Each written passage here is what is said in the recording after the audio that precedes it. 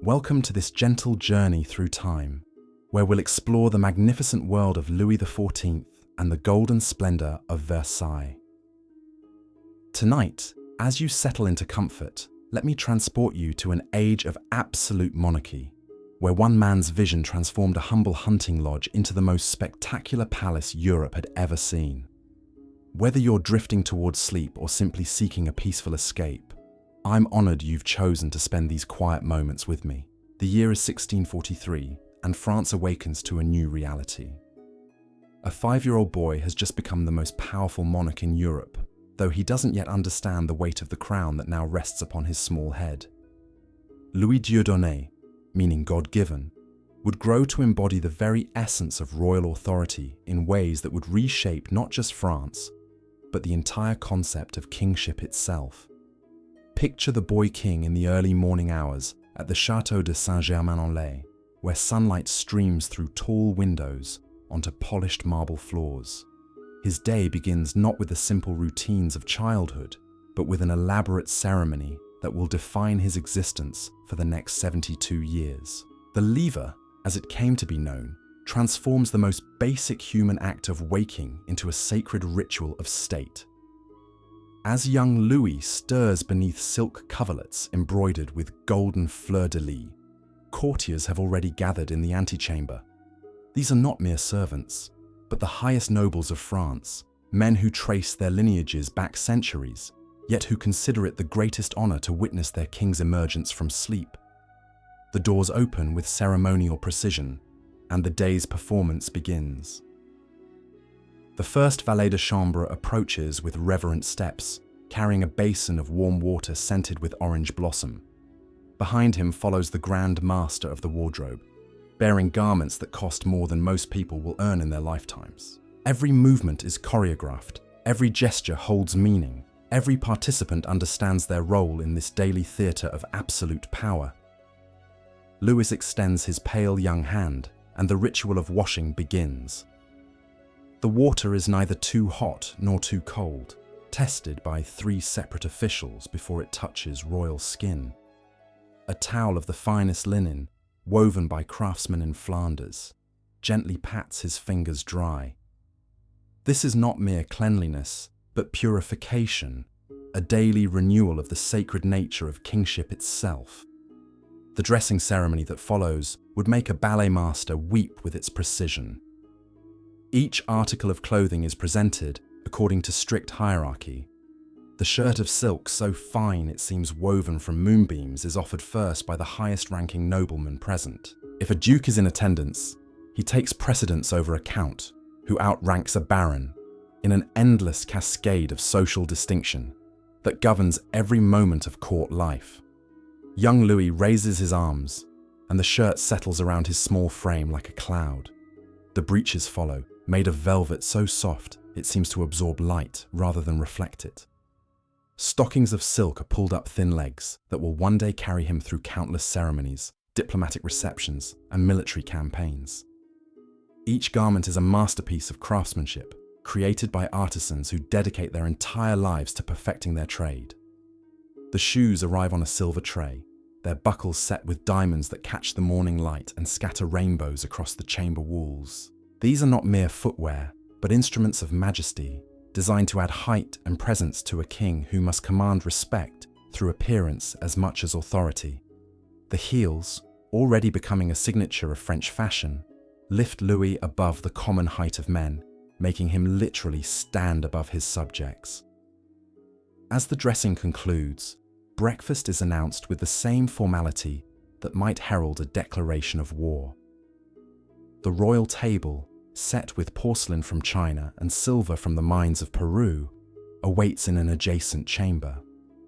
But even this simple meal becomes an exercise in court politics, as nobles vie for the privilege of serving each dish, of pouring each cup, of anticipating the king's every need. The chocolate, imported at enormous expense from Spanish colonies in the Americas, steams in a cup of such delicate beauty that it seems too precious to use. Louis sips carefully, his tutors having taught him that every public act, no matter how mundane, reflects upon the dignity of the crown. The bread, baked before dawn by the royal bakers, crumbles perfectly between small teeth, while preserves made from fruits grown in the palace gardens add sweetness to the morning ritual. Throughout breakfast, ministers and courtiers present the day's business with careful deference. Letters from provincial governors describe conditions in distant parts of the realm. Reports from ambassadors detail the movements of foreign armies and the intrigues of rival courts. Even as a child, Louis absorbs these lessons in statecraft, learning that a king must be informed about everything that occurs within his domain and beyond its borders. The education of a future absolute monarch requires more than lessons in Latin and mathematics, though young Louis excels in both. His tutors, the finest scholars that gold can secure, understand that they are shaping not just a student, but the future of France itself. History lessons become studies in royal prerogative, as Louis learns how his ancestors expanded French territory and consolidated royal power. Geography transforms into strategic planning. As maps reveal the strengths and vulnerabilities of the realm he will one day govern without question or constraint. Language instruction takes on special significance, for Louis must communicate with diplomats and nobles from across Europe. He masters not only French, but develops fluency in Italian and Spanish, while gaining sufficient knowledge of German and English to understand his rivals and allies. Each language opens new avenues of influence, new ways to project French power across the continent. But perhaps most important are the lessons in deportment and ceremony, for Louis learns that kingship is as much performance as governance. He practices walking with the measured pace that befits royalty, neither hurried nor sluggish, but deliberate and confident. His tutors teach him to hold his head at precisely the correct angle, to gesture with appropriate dignity, to speak with the clear voice that commands attention without seeming to demand it. Dancing masters arrive each afternoon to instruct the young king in the elaborate court dances that will become such a crucial part of Versailles culture. These are not mere entertainments, but political tools, ways of organizing court society and displaying royal magnificence. As Louis learns the intricate steps of the pavane and the stately measures of the saraband, he absorbs deeper lessons about rhythm, timing, and the careful orchestration of human behavior. The minuet, which will become his particular favorite, teaches patience and precision. Each movement must flow naturally into the next. Each gesture must serve the greater pattern.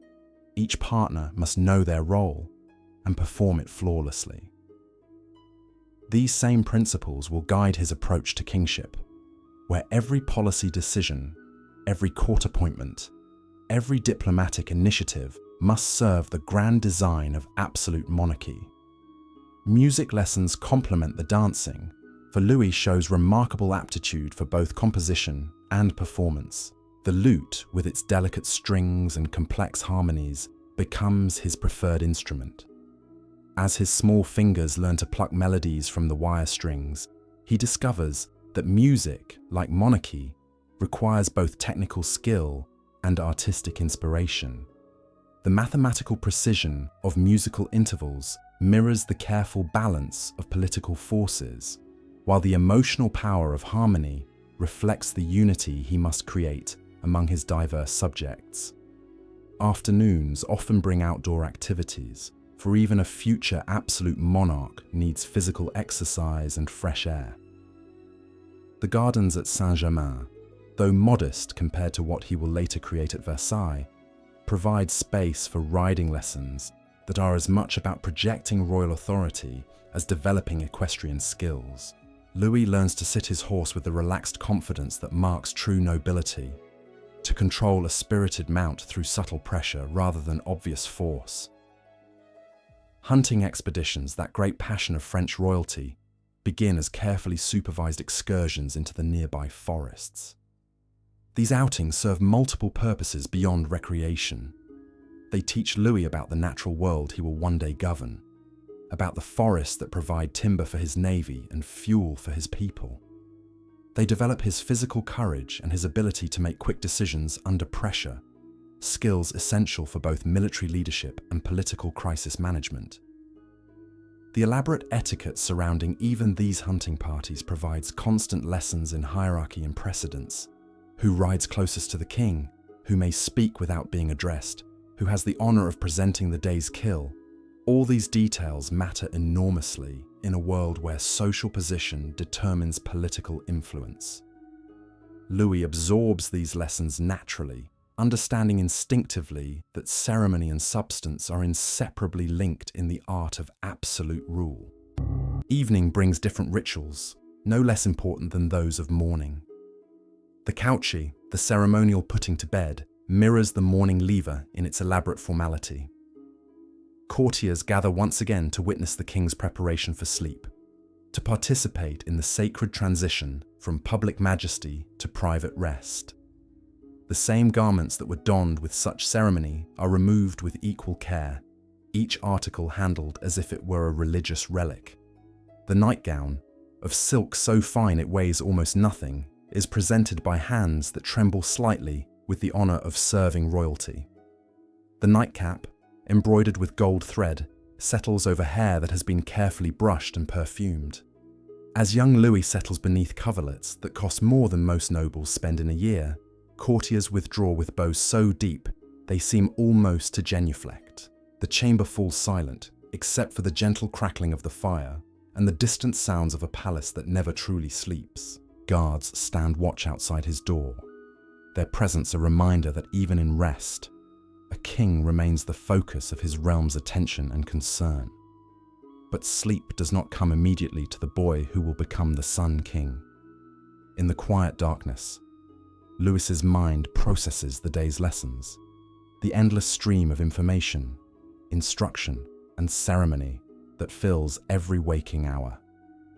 He is learning not just how to be a king, but how to be the king, the absolute center around which all of French society will revolve. These early years at Saint-Germain are merely preparation for what lies ahead.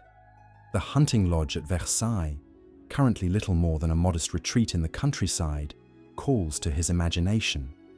Already, the young king dreams of transforming it into something unprecedented. A palace that will embody the absolute monarchy he is destined to perfect. Destined to perfect. Dreams of grandeur fill the young monarch's sleeping hours, visions of marble halls and gilded ceilings dancing behind closed eyelids. But reality intrudes with the harsh lessons of political awakening, for France in the 1640s teeters on the edge of civil war. The Fronde, that great uprising of nobles and parliamentarians, will teach Louis his most crucial lesson about the nature of absolute power. The morning of August 26th, 1648, brings news that shatters the carefully ordered world of royal routine. Cardinal Mazarin, Louis's chief minister, and the man who guides the young king's political education, enters the royal chamber with unprecedented urgency. His usually composed features betray anxiety as he approaches the breakfast table, where 10-year-old Louis sits surrounded by the familiar rituals of morning ceremony. The Parliament of Paris has declared itself in permanent session, directly challenging royal authority. Nobles throughout the realm are forming alliances, preparing to resist the crown's taxation policies and administrative reforms.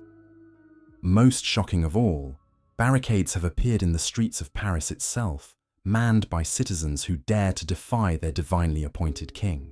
Louis continues eating his breakfast with studied calm, but his dark eyes absorb every detail of Mazarin's report. The cardinal speaks in measured tones, explaining how the high nobles seek to limit royal power, how they dream of reducing the monarchy to a mere figurehead while they govern France through councils and assemblies. Such ideas strike at the very heart of everything Louis has been taught about kingship. The decision comes swiftly and dramatically. Before noon, the royal household receives orders to prepare for immediate departure from Paris. Coaches are loaded hastily with essential belongings while courtiers whisper nervously about the unprecedented nature of their flight. The King of France, absolute monarch by divine right, is abandoning his capital to rebellious subjects. The journey to Saint-Germain unfolds in tense silence, broken only by the rhythmic clatter of horses' hooves on cobblestone roads. Louis sits rigid in the royal coach, his small hands gripping the velvet cushions as familiar landmarks disappear behind them. This is his first taste of political defeat, his introduction to the harsh reality that even absolute power must sometimes yield to overwhelming opposition. At Saint-Germain, the court settles into an uneasy exile that will last for months. The palace, normally bustling with hundreds of courtiers and servants, feels hollow and diminished. Many nobles have remained in Paris, their loyalty uncertain, their allegiance perhaps shifting toward the parliamentary forces that now control the capital. Louis's education takes on new urgency during these months of exile. His tutors emphasize military strategy and statecraft with fresh intensity, understanding that their young pupil faces challenges no French king has confronted for generations. Maps of France spread across classroom tables become battle plans as Louis learns to identify strategic positions, supply routes, and defensive strongholds. The lessons in royal ceremony continue, but now they carry deeper meaning. When Louis practices the elaborate protocols of court presentation, he understands that these rituals serve to reinforce royal authority in the minds of subjects who might otherwise question their king's power. Every bow, every carefully choreographed movement, every word of formal address helps maintain the mystique of absolute monarchy. Military advisors join the royal household during this period, teaching Louis the fundamentals of warfare that previous kings learned through actual battlefield experience. He studies the great campaigns of his predecessors, analysing how Henry IV used cavalry charges to break enemy lines, how Louis XIII employed artillery to reduce rebel strongholds. These are not abstract historical lessons, but practical instruction in the arts of war. The young king shows particular aptitude for understanding siege warfare, the methodical science of reducing fortified positions through patient investment and steady pressure. His tutors explain how cannons can breach the strongest walls, how engineers can undermine seemingly impregnable fortifications, how supply lines determine the outcome of extended campaigns. Louis absorbs these lessons with the intensity of someone who knows he may soon need to apply them. Winter brings reports of fighting throughout France as the civil war intensifies. Royal armies clash with parliamentary forces, while foreign powers watch eagerly for opportunities to exploit French weakness. Spain, France's ancient enemy, provides aid to the rebels, hoping to weaken French power permanently. The young king learns that his domestic enemies serve foreign interests, that rebellion against royal authority ultimately benefits France's enemies. The cold months also bring personal hardship to the royal household. Supplies run low as parliamentary forces control key roads and waterways. The elaborate meals that once marked royal dining give way to simpler fare, though the ceremonies surrounding them remain unchanged.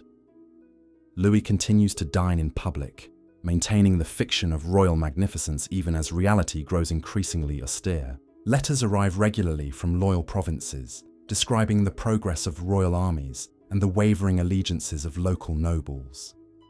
Louis reads these dispatches with growing sophistication, learning to distinguish between genuine intelligence and propaganda designed to encourage or deceive. He begins to understand that information itself is a weapon, that controlling the flow of news can be as important as winning battles. The spring of 1649 brings tentative negotiations between Crown and Parliament, delicate discussions that might end the civil war through compromise rather than conquest. Louis participates in these talks as an observer, watching skilled diplomats probe for weaknesses while concealing their own positions. He learns that successful negotiation requires the same patience and strategic thinking that characterizes effective military campaigns. But compromise proves elusive, as both sides demand concessions the other cannot accept.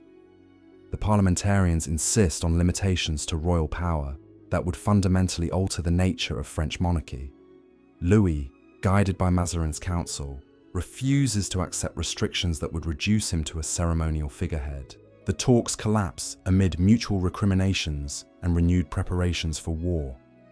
The military campaigns that follow provide Louis with his first direct exposure to armed conflict. though he remains safely behind the lines while professional soldiers do the actual fighting. He visits army camps where he observes the daily routines of military life, the constant drill and preparation that transforms individual soldiers into effective fighting units.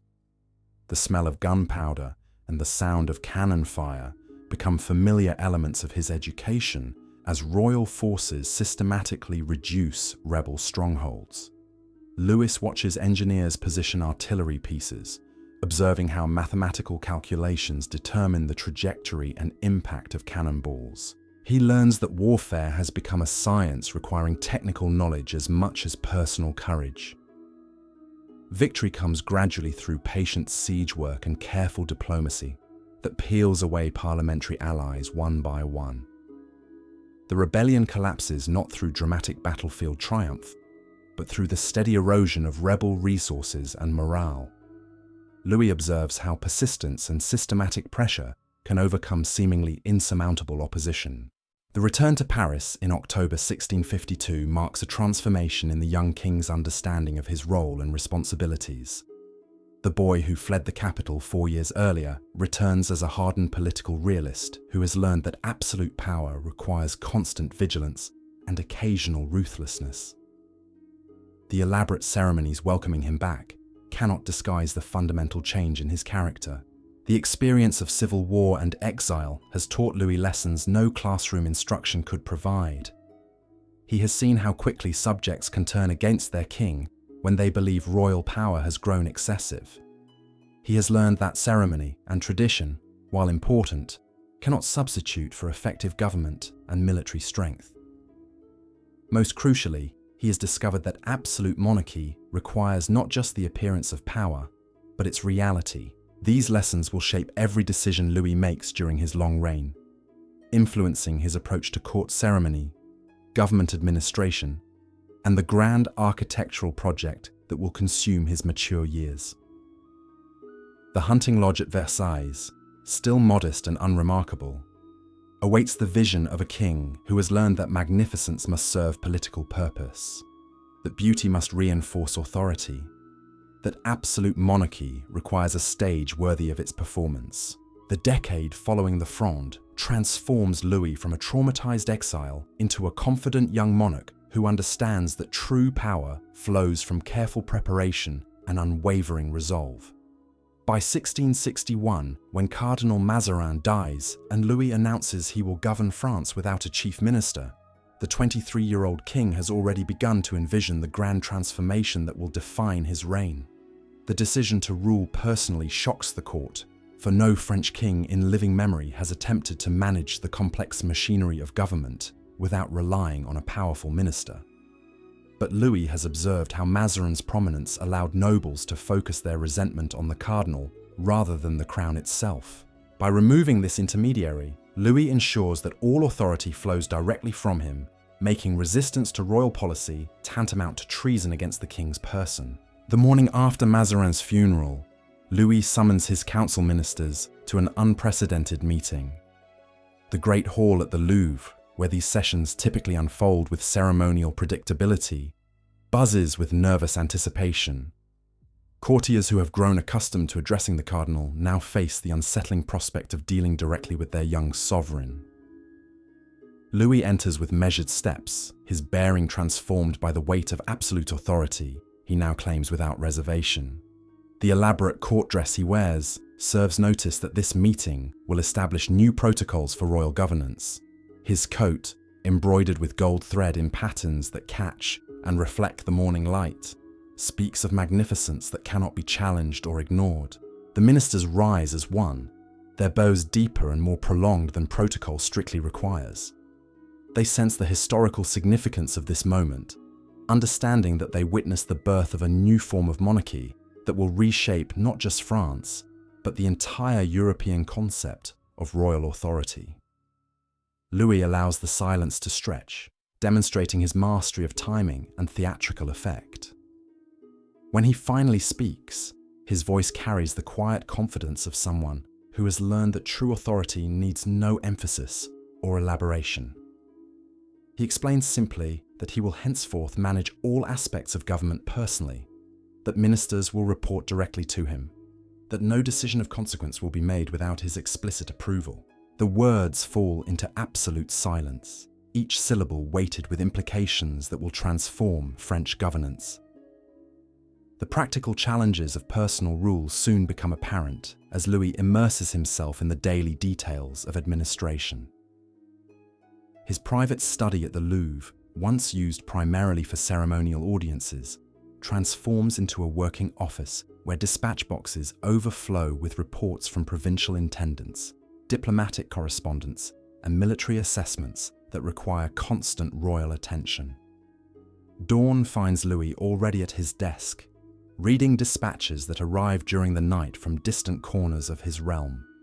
The candles that illuminate his work cast dancing shadows across maps of France spread beneath careful analysis. Each province presents unique challenges requiring individual solutions, from tax collection disputes in Normandy to religious tensions in the Languedoc.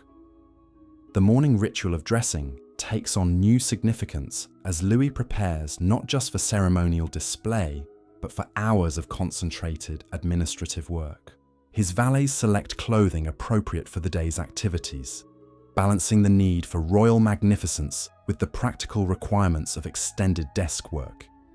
The result combines splendor with functionality, creating an image of a king who governs through personal engagement rather than distant ceremonial authority. Breakfast becomes a working meal as secretaries present summaries of overnight developments requiring immediate royal attention.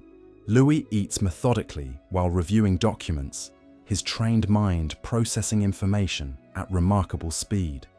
The chocolate he favors provides energy for long hours of concentration, while the delicate pastries prepared by royal bakers offer momentary pleasure amid the serious business of governing an empire. The first formal meetings of each day bring provincial intendants reporting on conditions in their regions. These royal appointees, drawn from the legal profession rather than hereditary nobility, provide Louis with direct information about local conditions unfiltered by aristocratic self-interest. Their reports reveal the true state of royal authority throughout France, identifying areas where crown policies meet resistance and regions where royal power remains unchallenged. Louis listens with careful attention to accounts of harvest conditions, local disputes, and the effectiveness of tax collection efforts. He asks probing questions that demonstrate his growing mastery of administrative detail, surprising veteran officials with his grasp of complex local situations. These interactions establish his reputation as a king who cannot be deceived or manipulated through incomplete or misleading reports. Military briefings follow civil administration, bringing reports from frontier commanders about Spanish movements along contested borders and intelligence about potential threats from other European powers. Louis studies troop dispositions with the careful attention his tutors once devoted to mathematical problems, understanding that military strength underpins all other aspects of royal authority. The maps spread before him during these sessions reveal France's strategic position at the heart of European power struggles. The Spanish territories surround French borders to the south and north, while German states press against eastern frontiers. Louis absorbs lessons about the constant vigilance required to maintain French security, while pursuing opportunities for territorial expansion that will strengthen the realm. Naval affairs receive equal attention, as Louis recognizes that French power must extend beyond continental boundaries to compete effectively with maritime rivals like England and Holland. Reports from Mediterranean and Atlantic ports describe the slow but steady construction of warships designed to protect French commerce and project royal power across distant waters. The afternoon hours bring audiences with foreign ambassadors whose elaborate protocols mask deadly serious negotiations about trade agreements, territorial disputes, and the complex web of alliances that maintain European balance. Louis receives these diplomatic representatives in chambers designed to intimidate through sheer magnificence, where every detail reinforces the message of French power and royal authority. The Spanish ambassador arrives in clothing, that speaks of his nation's wealth and influence. But Louis receives him in surroundings that demonstrate France's superior resources and cultural sophistication. The conversation unfolds with diplomatic courtesy that conceals fundamental disagreements about territorial boundaries and commercial privileges that could easily trigger renewed warfare.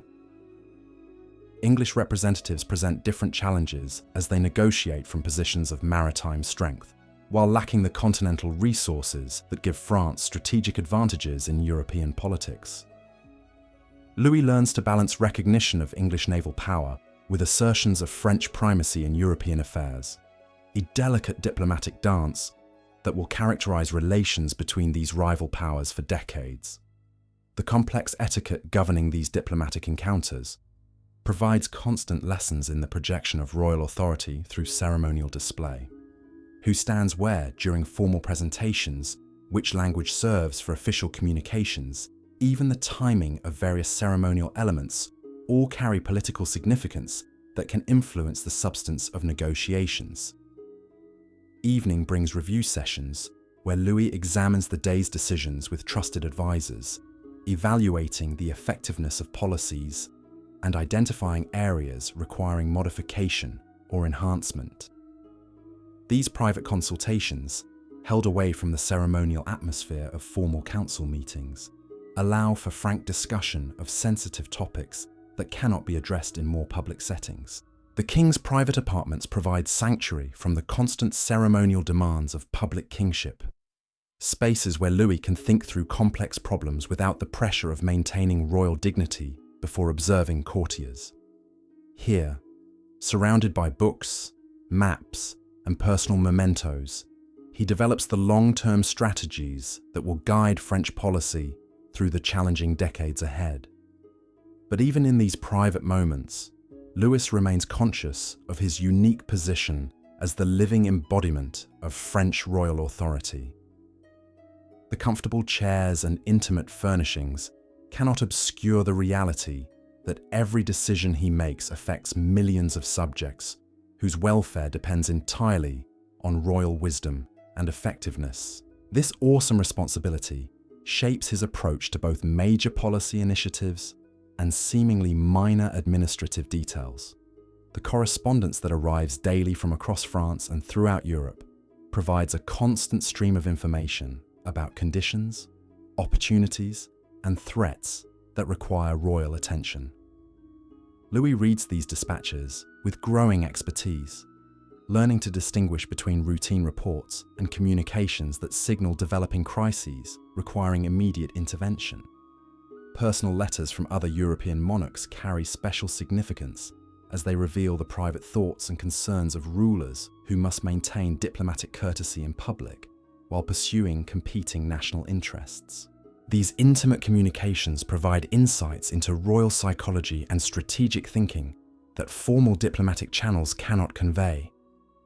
As 1661 progresses into 1662, Louis's vision begins to crystallize around the ambitious project that will consume his energy and resources for the remainder of his reign. The modest hunting lodge at Versailles, currently serving as an occasional retreat from the pressures of court life, calls to his imagination with possibilities that transcend mere architectural renovation.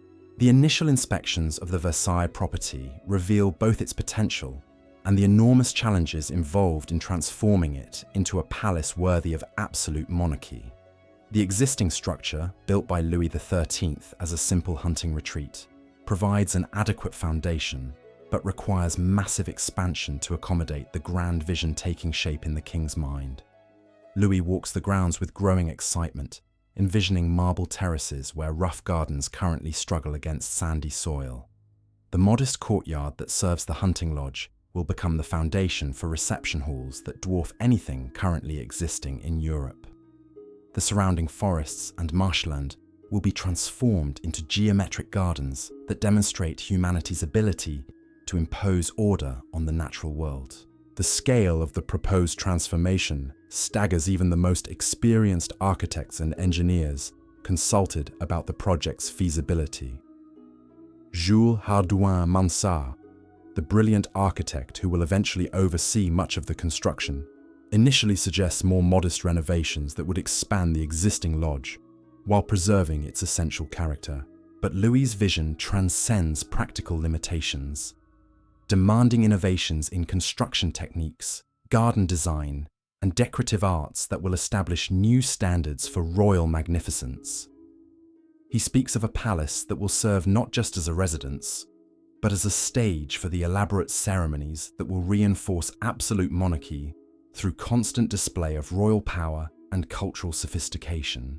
The first construction crews arrive at Versailles in the spring of 1662, beginning the massive earth-moving operations required to level ground and drain marshes for the palace foundations.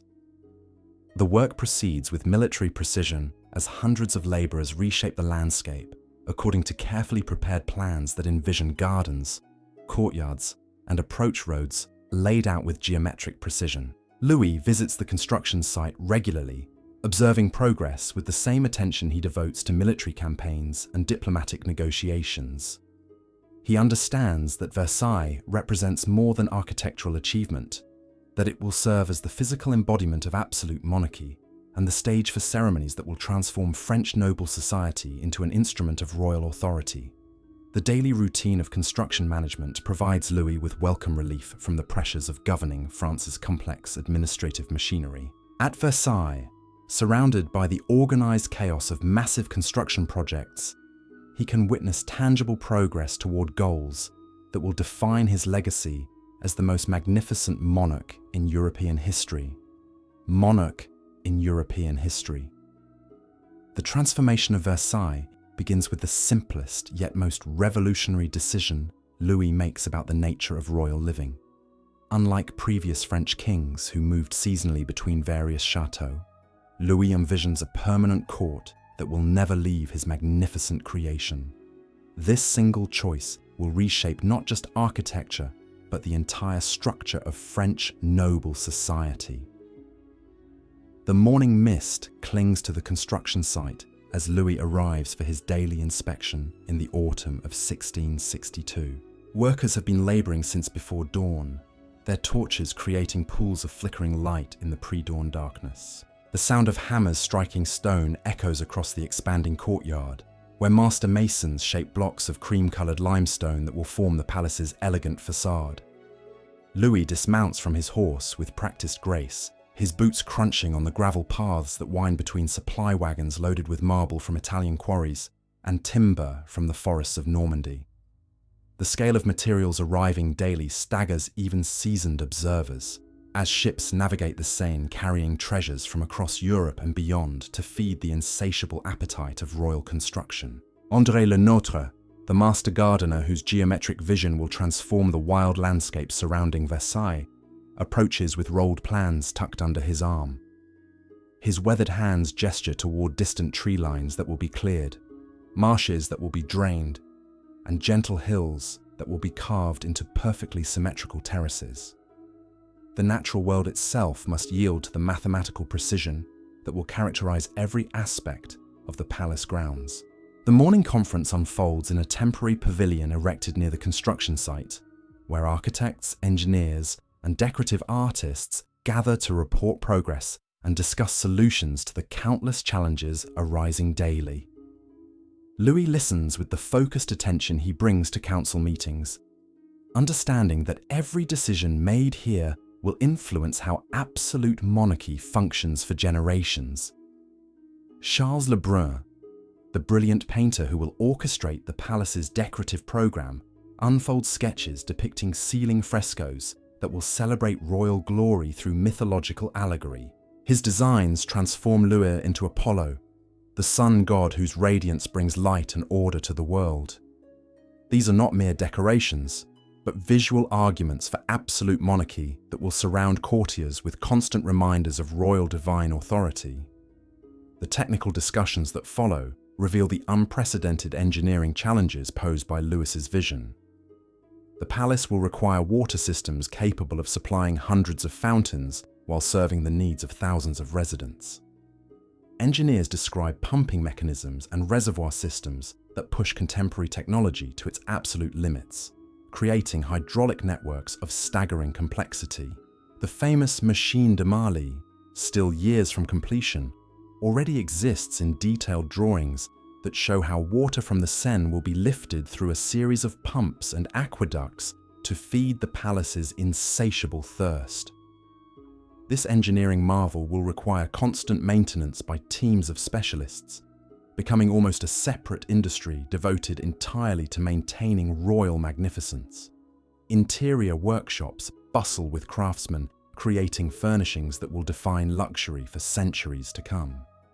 Cabinet makers work with exotic woods imported from French colonies in the Americas, their skilled hands shaping surfaces that will be decorated with intricate marquetry patterns. The smell of glue and varnish mingles with sawdust as master artisans create furniture that combines beauty with the ceremonial requirements of court life. Tapestry weavers at the Gobelins Manufactory, recently reorganized under royal patronage, work on massive hangings that will warm the palace's stone walls while telling stories of royal victories and classical mythology. Their looms click rhythmically as colored threads build images of unprecedented richness and complexity, each tapestry requiring months or years to complete. The afternoon brings Louis to the emerging gardens, where thousands of workers reshape the landscape according to Le Nôtre's mathematical vision. Teams of laborers move earth in precisely calculated quantities, creating artificial hills and valleys that will provide perfect perspectives for the geometric patterns of flower beds and gravel walks. The Grand Canal, destined to become one of Versailles' most spectacular features, exists now only as surveyors' stakes, marking a perfectly straight line stretching into the distance. Workers dig systematically along this route, removing tons of earth and clay that must be transported elsewhere on the grounds. The canal will eventually accommodate small sailing vessels that will allow courtiers to play at being admirals while never leaving the safety of royal property. Nurseries throughout France contribute young trees that will mature into the geometric groves and formal avenues characterizing French garden design. Gardeners carefully transplant these specimens, arranging them in patterns that will create outdoor rooms where court ceremonies can unfold, surrounded by living architecture that changes subtly with the seasons while maintaining its essential formal structure. The orangery, designed to shelter hundreds of citrus trees during winter months, rises from foundations carved directly into a hillside. This massive underground structure will maintain temperatures suitable for Mediterranean plants throughout the harsh French winter, allowing Louis to enjoy fresh oranges and lemons while snow covers the palace grounds. Evening finds Louis in his temporary quarters at the old hunting lodge, reviewing architectural drawings by candlelight while construction sounds gradually fade into the peaceful silence of countryside night. The modest rooms that once satisfied his father seem increasingly inadequate as he contemplates the magnificent apartments taking shape in the expanding palace wings. His private study fills with correspondence from European courts, whose rulers watch the Versailles project with mixtures of admiration and alarm. The scale of expenditure troubles foreign observers who calculate that Louis is investing resources equivalent to entire national budgets in this single architectural statement. They fail to understand that magnificence itself serves as a weapon of diplomacy, demonstrating French power more effectively than armies or treaties. Letters from provincial intendants describe the economic impact of Versailles construction throughout France. Quarries operate at unprecedented capacity, forests fall to supply timber needs, and transportation networks strain under the constant movement of materials toward the construction site. Entire industries reshape themselves to serve royal architectural ambitions. The human cost of construction becomes apparent in reports from site supervisors describing the constant flow of workers seeking employment at Versailles. Skilled craftsmen abandon other projects to join the royal workforce, drawn by wages higher than anything available elsewhere. The palace becomes a magnet attracting talent from across France and beyond, concentrating artistic and technical expertise at unprecedented levels. Winter construction proceeds despite weather that would halt most projects, as Louis insists that work continue regardless of conditions. Braziers warm workers' hands while they lay stone in freezing temperatures, their dedication to royal service overcoming physical discomfort. The king himself appears regularly despite harsh conditions, demonstrating the commitment he expects from others. The Christmas season of 1662 brings the first formal entertainment at Versailles, though the palace remains far from completion. Louis hosts a modest celebration in the existing lodge, but already his guests sense the magnitude of what is taking shape around them. Musicians perform in rooms that will soon be demolished to make way for grander spaces, while courtiers dance on floors that will be replaced with precious marble. The new year opens with expanded construction schedules as Louis accelerates the building program, impatient to see his vision realized.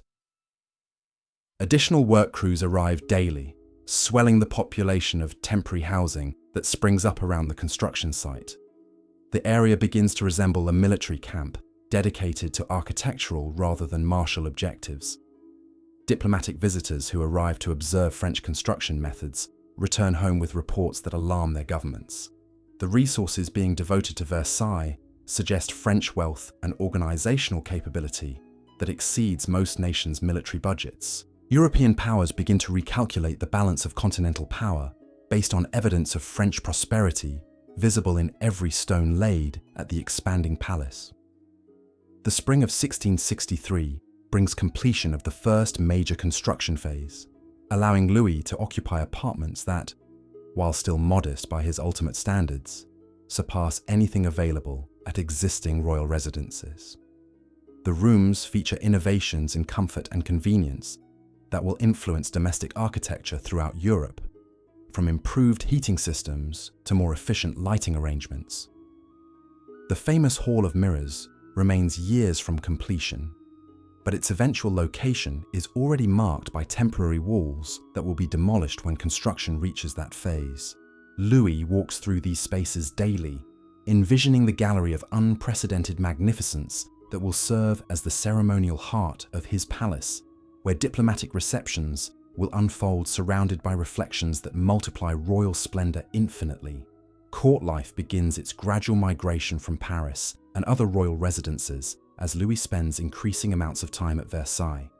Nobles who wish to maintain access to royal favor must follow the king to his construction site, adapting to living conditions that improve weekly but remain challenging compared to established palaces.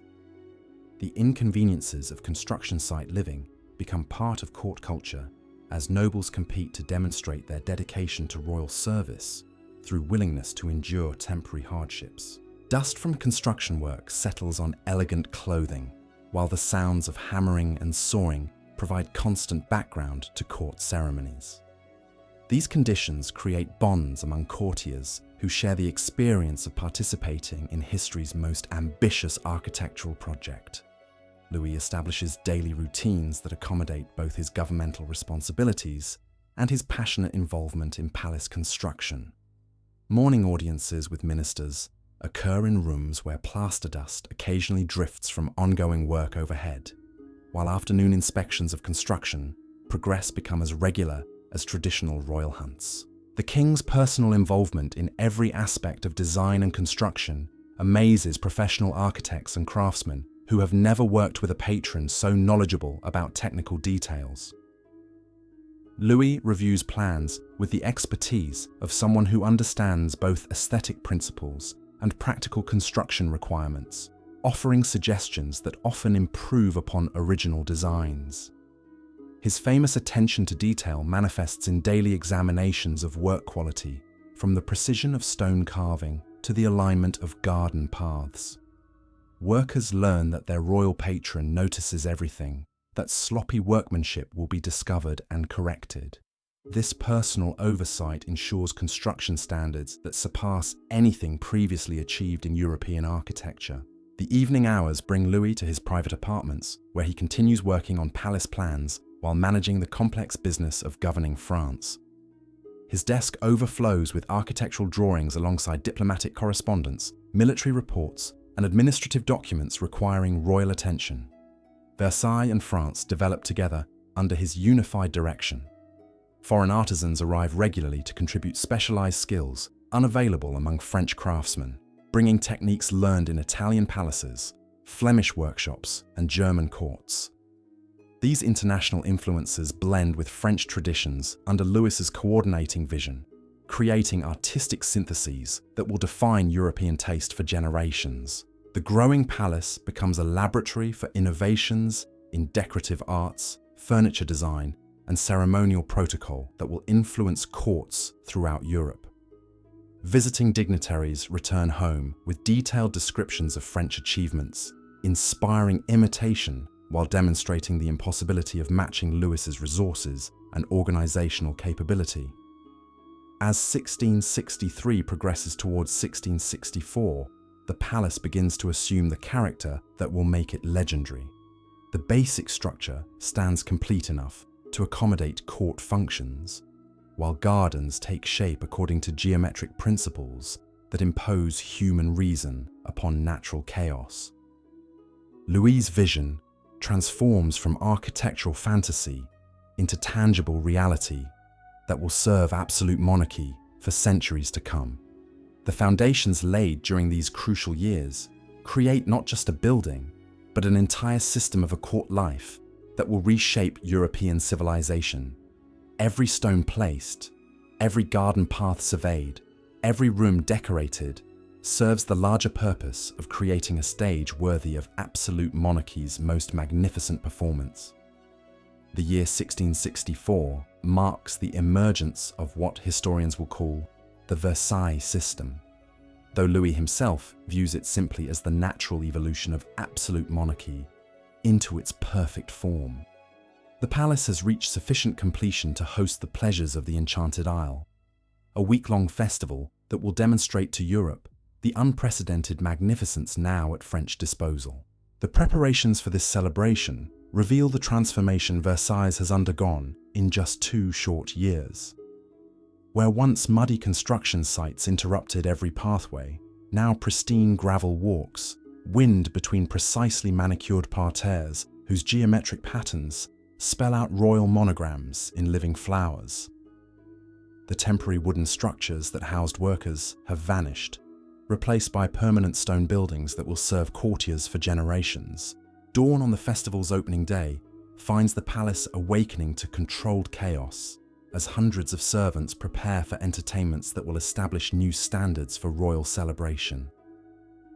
In the kitchens, teams of cooks begin preparing banquets that will feed thousands while maintaining the exacting standards that mark French culinary excellence. The aroma of roasting meats mingles with the delicate perfumes of sugar sculptures being assembled by master confectioners. Louis rises in apartments that now rival anything Europe can offer, though they represent merely the first phase of his ultimate vision. The morning lever unfolds with enhanced ceremony befitting the magnificent surroundings, as courtiers gather in chambers where every surface speaks of royal grandeur. The walls, newly decorated with paintings celebrating French military victories, provide backdrop for rituals that have evolved to match their splendid setting. The royal dressing ceremony takes on theatrical dimensions as nobles compete for the honor of serving their king in rooms that seem designed for such performances. The morning light streaming through windows overlooking construction sites has been replaced by illumination filtering through crystal panes that frame views of completed gardens stretching toward distant horizons. Breakfast becomes an art form as royal chefs present dishes arranged with the same geometric precision that characterizes the palace gardens. The porcelain, specially commissioned from Chinese craftsmen, bears designs that complement the decorative themes unifying every aspect of the royal residence. Even the simplest meal becomes an exercise in aesthetic harmony that reinforces the cultural sophistication underlying absolute monarchy. The festival's opening ceremony unfolds in the Cour de Marbre, where Louis appears before assembled nobility dressed in costume representing Apollo, the sun god whose radiance brings order to the universe. This is no mere entertainment, but a carefully orchestrated political statement that presents absolute monarchy through mythological allegory designed to inspire both admiration and submission. The elaborate ballet that follows transforms courtiers into participants in cosmic drama, where Louis's divine nature becomes the organizing principle around which all other forces arrange themselves. Nobles who once might have questioned royal authority now compete for roles in pageants that celebrate their king's quasi-divine status, while demonstrating their own willing subjugation to his superior power. The afternoon brings equestrian displays in temporary arenas, constructed specially for the festival, where Louis demonstrates the physical prowess expected of absolute monarchs. His horsemanship, perfected through years of careful instruction, serves political purposes as he literally rises above his subjects while displaying the martial skills that underpin royal authority. The tournaments that follow provide opportunities for courtiers to demonstrate their own military capabilities while acknowledging Louis's supremacy in all forms of noble accomplishment. The carefully choreographed competitions ensure that the king emerges victorious while allowing participants to display their skills without threatening royal preeminence. Evening entertainments transport the entire court into fantasy realms, where moral allegory reinforces political messages about the necessity of absolute monarchy. The temporary theatres constructed for these performances feature stage machinery that creates magical effects surpassing anything previously seen in European court entertainments. Molière's comedies, performed for the first time at Versailles, establish patterns for court theatre that will influence dramatic literature throughout Europe. The playwright's genius for social satire provides Louis with subtle weapons against those who might question royal policies.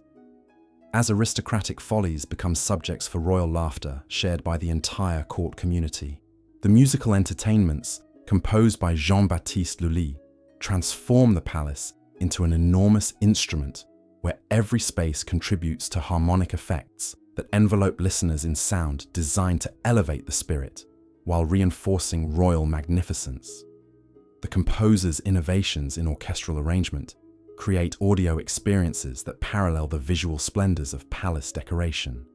The fireworks displays that conclude each evening push pyrotechnic art beyond previous limits, creating celestial spectacles that seem to bring heaven itself into royal service. The rockets and coloured flames that illuminate the night sky above Versailles announce French achievements to neighbouring territories, while providing metaphors for royal power that can transform darkness into brilliant illumination. Between public entertainments, Louis conducts the serious business of government in chambers, where the competing demands of statecraft and celebration create unique challenges. Ministers present policy recommendations, while musicians rehearse in adjacent rooms. Diplomatic dispatches arrive amid preparations for evening balls, and military reports compete for attention with costume fittings for mythological pageants. The foreign diplomats who observe these festivities understand they witness demonstrations of French power more impressive than military parades or naval reviews. The resources devoted to week-long entertainments exceed most nations' annual budgets, while the organizational capabilities required to coordinate such complex events suggest administrative competence that could easily be redirected toward military conquest. The week concludes with Louis's announcement that Versailles will become the permanent seat of French government, ending the traditional pattern of seasonal movements between various royal residences. This decision transforms architectural achievement into political revolution, as the entire structure of noble society must reorganize around permanent residence at the new palace. The practical implications of permanent court residence stagger even experienced administrators as they calculate the logistical requirements for housing, feeding, and entertaining thousands of courtiers year-round. The palace must become a self-contained city equipped with everything necessary for aristocratic life, from workshops and stables to chapels and theatres. The construction programs that resume after the festival's conclusion reflect this expanded vision as architects plan residential wings that will accommodate the greatest noble families of France. Each apartment must balance luxury with hierarchy, providing living spaces that reflect their occupants' social rank while maintaining overall architectural harmony. The famous etiquette that will govern Versailles court life begins to crystallize during this period as Louis establishes protocols for every aspect of daily routine. Who may enter which rooms, at what hours, various ceremonies occur, even how courtiers should walk through palace corridors. All these details receive royal attention and regulation. The morning lever evolves into the elaborate ritual that will fascinate and horrify European observers for generations. As the simple act of royal awakening becomes a ceremony involving dozens of participants whose precise roles reflect the complex hierarchies of court society. Each gesture carries meaning. Each privilege represents political significance. Dining protocols transform meals into theatrical performances, where seating arrangements convey political messages, while the presentation of dishes follows scripts that could govern diplomatic negotiations. The king's public consumption of food becomes a sacramental act that reinforces his sacred nature, while providing opportunities for courtiers to demonstrate their devotion through service. The afternoon promenades through palace gardens develop into political exercises, where royal favor expresses itself through inclusion or exclusion from walking parties that follow prescribed routes at measured paces. The geometric pathways that seemed merely decorative reveal their deeper purpose as stages for ceremonies that organize court society according to principles of absolute hierarchy. Evening entertainments lose their festival character and become permanent features of court life, providing daily opportunities for Louis to display royal magnificence while keeping nobility occupied with activities that serve royal purposes. The constant round of balls, concerts, and theatrical performances creates an artificial world where court life becomes divorced from external reality.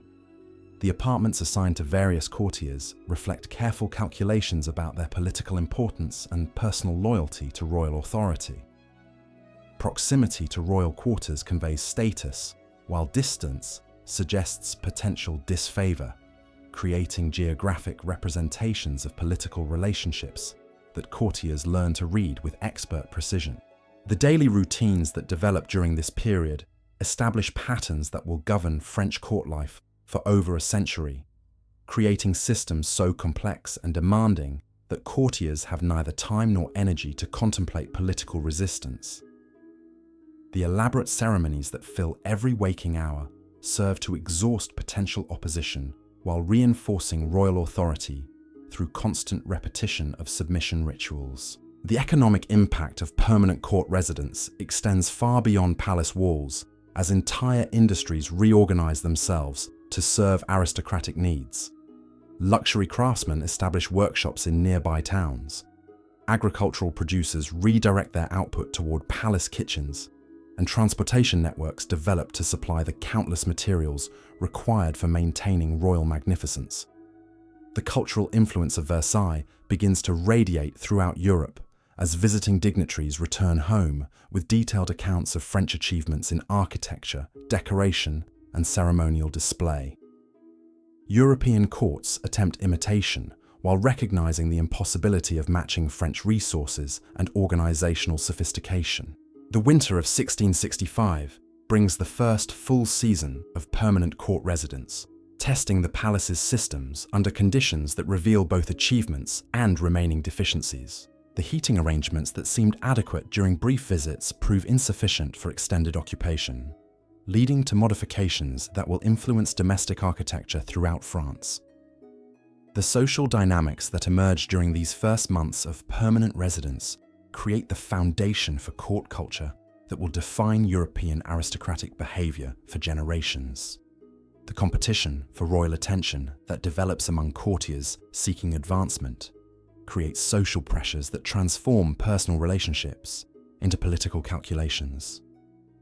Louis observes these developments with satisfaction, understanding that the elaborate court life taking shape around him serves multiple purposes in strengthening absolute monarchy. The nobility who might once have challenged royal authority now exhaust their energies in ceremonial competitions, while their economic resources drain away in maintaining the expensive lifestyles that court residence demands. The spring of 1666 brings renewed construction activity as Louis expands his architectural vision to encompass the Grand Trianon, a smaller palace that will provide intimate retreat from the increasingly elaborate ceremonies of main court life. This project represents maturation in royal thinking about the balance between public magnificence and private comfort. The gardens achieve new levels of sophistication as Le Nôtre's designs reach full implementation, creating outdoor spaces that function as extensions of palace interiors. The famous bosquets, outdoor rooms carved from living walls of precisely trimmed hedges, provide venues for intimate entertainments that complement the grand ceremonies of main palace spaces. The water features that will make Versailles legendary begin to function as engineering systems reach sufficient development to supply the hundreds of fountains that transform the gardens into aquatic theatres. The sound of flowing water provides constant musical accompaniment to court activities, while demonstrating the technological mastery that underlies royal power. By summer's end, Louis surveys his creation with justifiable pride, knowing that he has achieved something unprecedented in European history. Versailles stands complete enough to serve its intended purpose as the perfect stage for absolute monarchy, while ongoing construction ensures that the palace will continue evolving toward ever greater magnificence.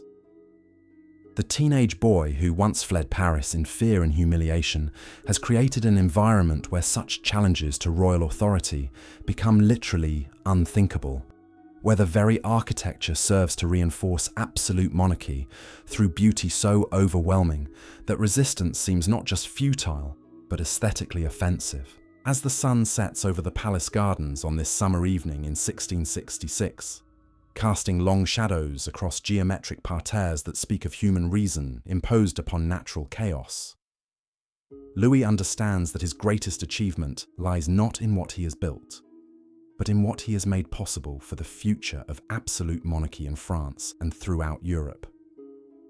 Europe.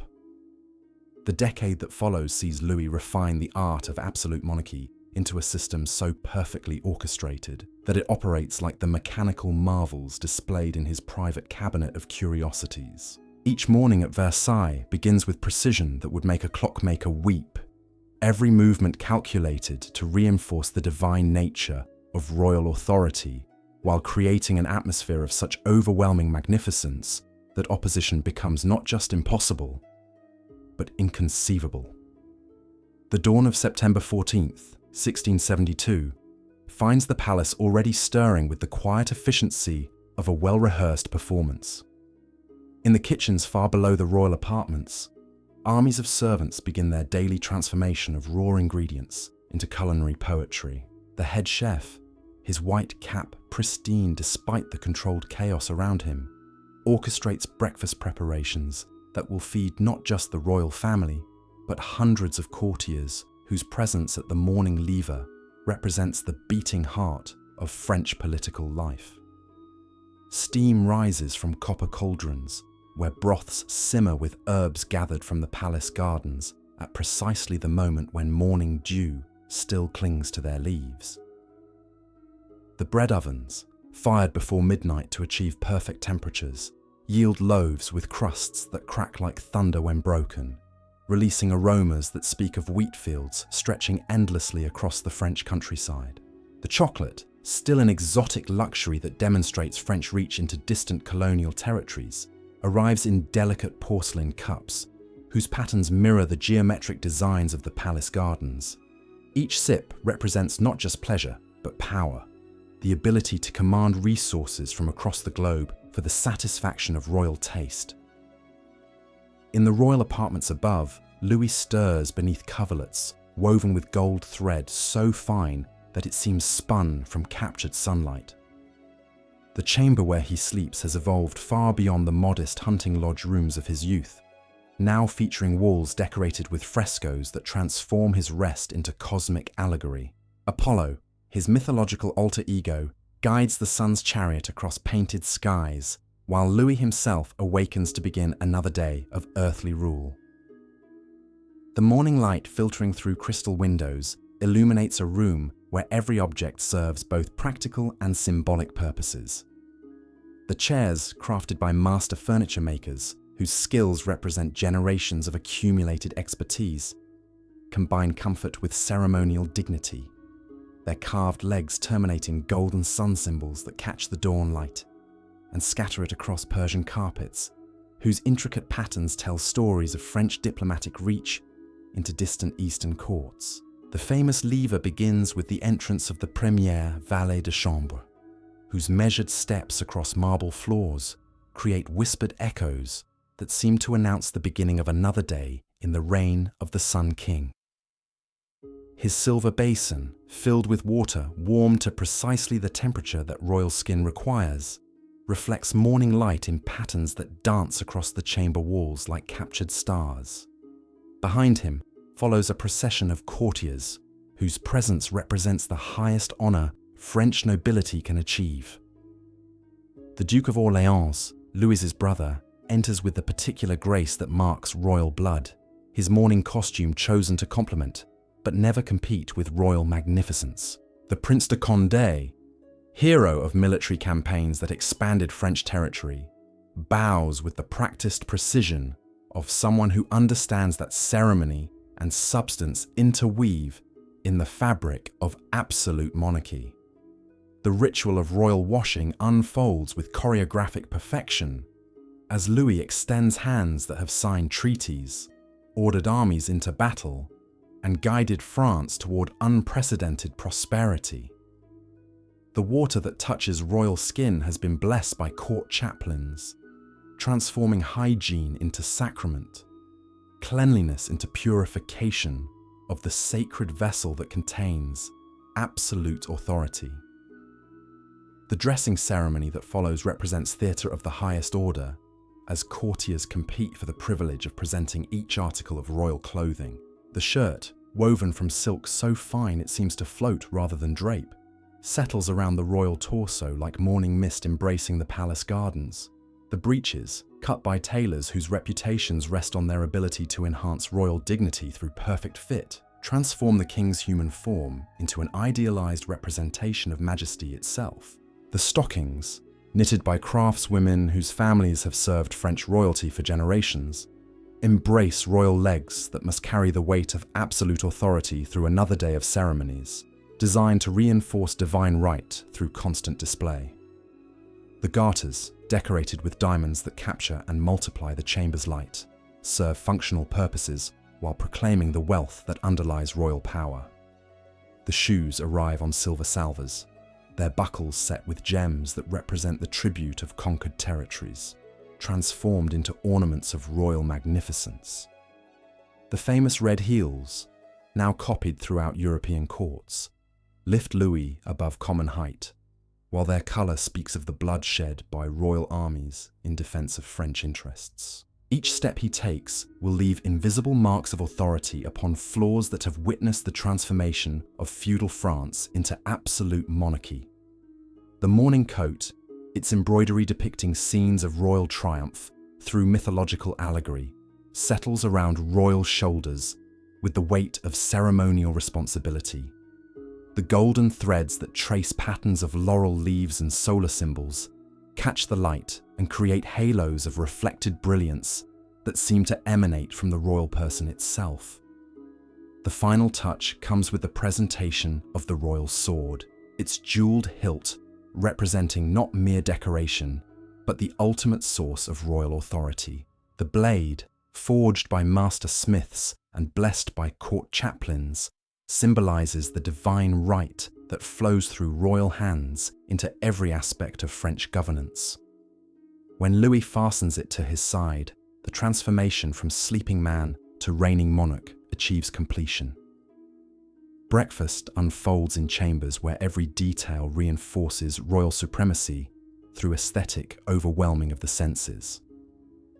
The table, set with porcelain so delicate it seems too precious for use, creates a landscape of culinary artistry where each dish represents not just nourishment, but demonstration of French superiority in all forms of human achievement. The morning chocolate arrives in cups whose gold rims catch the light and create coronas around royal lips as Louis sips the precious liquid. The pastries, shaped by master bakers into architectural miniatures that mirror the palace itself, crumble at royal touch to release flavors that speak of sugar plantations in distant colonies and spice routes that acknowledge French commercial dominance. The fruit, selected from palace gardens where hundreds of gardeners tend exotic species transported from across the globe, provides sweetness that represents nature's tribute to royal authority.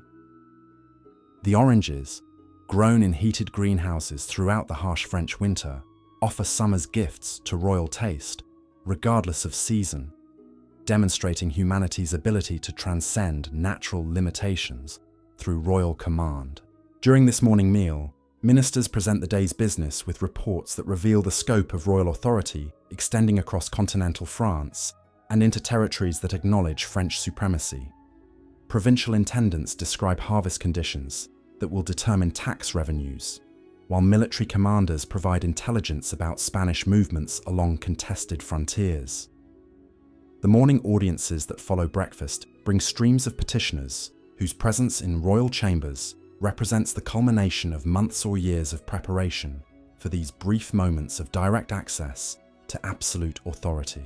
Provincial nobles arrive with grievances that only royal justice can resolve, their elaborate costumes representing family treasures accumulated over generations in preparation for this supreme moment of royal attention.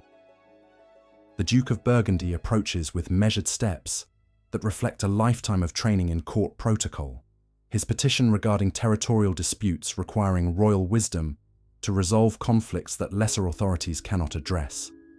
His words, chosen with careful precision to demonstrate both respect and urgency, fall into the sacred silence that surrounds royal presence, like incense around altar flames. Behind him waits the Marquis de Maintenon, whose concerns about provincial administration require royal guidance that will affect thousands of subjects whose welfare depends entirely upon royal wisdom and benevolence. Her presence in these masculine chambers represents the unique position she has achieved through intelligence and discretion that complement rather than challenge royal authority. The morning councils that conclude these audiences bring together the finest administrative minds in France for discussions that will shape policy affecting millions of subjects and influence the balance of European power. The chamber where these meetings unfold features walls decorated with maps that reveal the scope of territories acknowledging French supremacy, from the Rhine frontier to Mediterranean ports that serve French commercial interests. Louis presides over these discussions with authority that has matured through decades of personal governance, his questions revealing understanding of complex issues that surpasses the expertise of ministers who have devoted their careers to specific administrative areas. His memory for detail amazes veteran officials who discover that casual comments from previous meetings have been absorbed and integrated into royal thinking about long-term policy development. The diplomatic correspondence that arrives during these sessions provides constant reminders of French influence extending far beyond national boundaries into courts throughout Europe, where royal relatives and allies pursue policies coordinated with French interests. Letters from the court of Savoy describe Italian political developments, while dispatches from German principalities reveal the impact of French cultural influence on European noble society. The military reports that follow diplomatic briefings reveal the constant vigilance required to maintain French security while pursuing opportunities for territorial expansion that will strengthen the realm without triggering coalitions among rival powers. Maps spread across council tables show troop dispositions along multiple frontiers, where French forces maintain readiness for campaigns that might be necessary to defend royal interests. The afternoon brings Louis to the gardens, where his daily promenade serves purposes that extend far beyond exercise into carefully choreographed displays of royal accessibility combined with unapproachable magnificence. The geometric pathways that wind between precisely manicured parterres provide stages for encounters that can advance or destroy courtier careers through subtle signals of royal favour or disfavour. The walking party that forms around the king includes carefully selected nobles whose presence represents the current configuration of court politics. The Duke of Orleans maintains his position at royal right hand through blood relationship that cannot be challenged, while the Prince de Condé earns his place through military achievements that serve French glory. Behind them follow courtiers whose positions reflect more fluid calculations about loyalty, usefulness, and potential threat to royal authority. The conversations that unfold during these garden walks address topics ranging from architectural improvements to diplomatic strategies, with Louis demonstrating the breadth of knowledge required for effective absolute monarchy. His comments about fountain mechanics reveal understanding of engineering principles, while his observations about plant selection show familiarity with botanical science that impresses professional gardeners. The famous bosquets provide venues for more intimate discussions, where Louis addresses sensitive political matters with trusted advisors away from the observing eyes of the full court community. These outdoor rooms, carved from living walls of precisely trimmed hedges, offer privacy while maintaining the ceremonial dignity that must surround all royal activities. The water features that have made Versailles legendary throughout Europe provide musical accompaniment to these garden encounters, as hundreds of fountains create symphonies of flowing water that demonstrate the technological mastery underlying royal power. The engineering systems that supply these aquatic displays represent achievements that rival contemporary military technology in their complexity and precision. Evening approaches with ceremonies that transform the simple act of royal dining into theatrical performances where every gesture carries political significance and every protocol reinforcement serves to reinforce absolute authority. The Grand Couvert, where Louis dines in public view, becomes daily demonstration of royal magnificence that attracts observers from across Europe while providing constant education in the proper relationship between subjects and their divinely appointed sovereign. The table, set with gold plate that reflects candlelight in patterns that seem to emanate from royal presence itself, creates an altar where nourishment becomes sacrament and dining becomes worship of royal authority.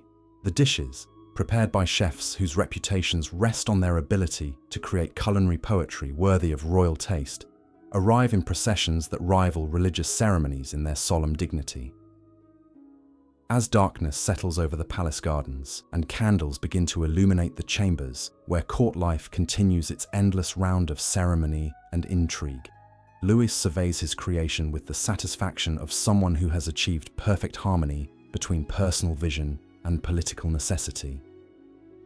The teenage boy who once feared for his throne has created an environment where such fears become impossible, where the very architecture serves to reinforce absolute monarchy through beauty so overwhelming that resistance seems not just futile, but aesthetically offensive.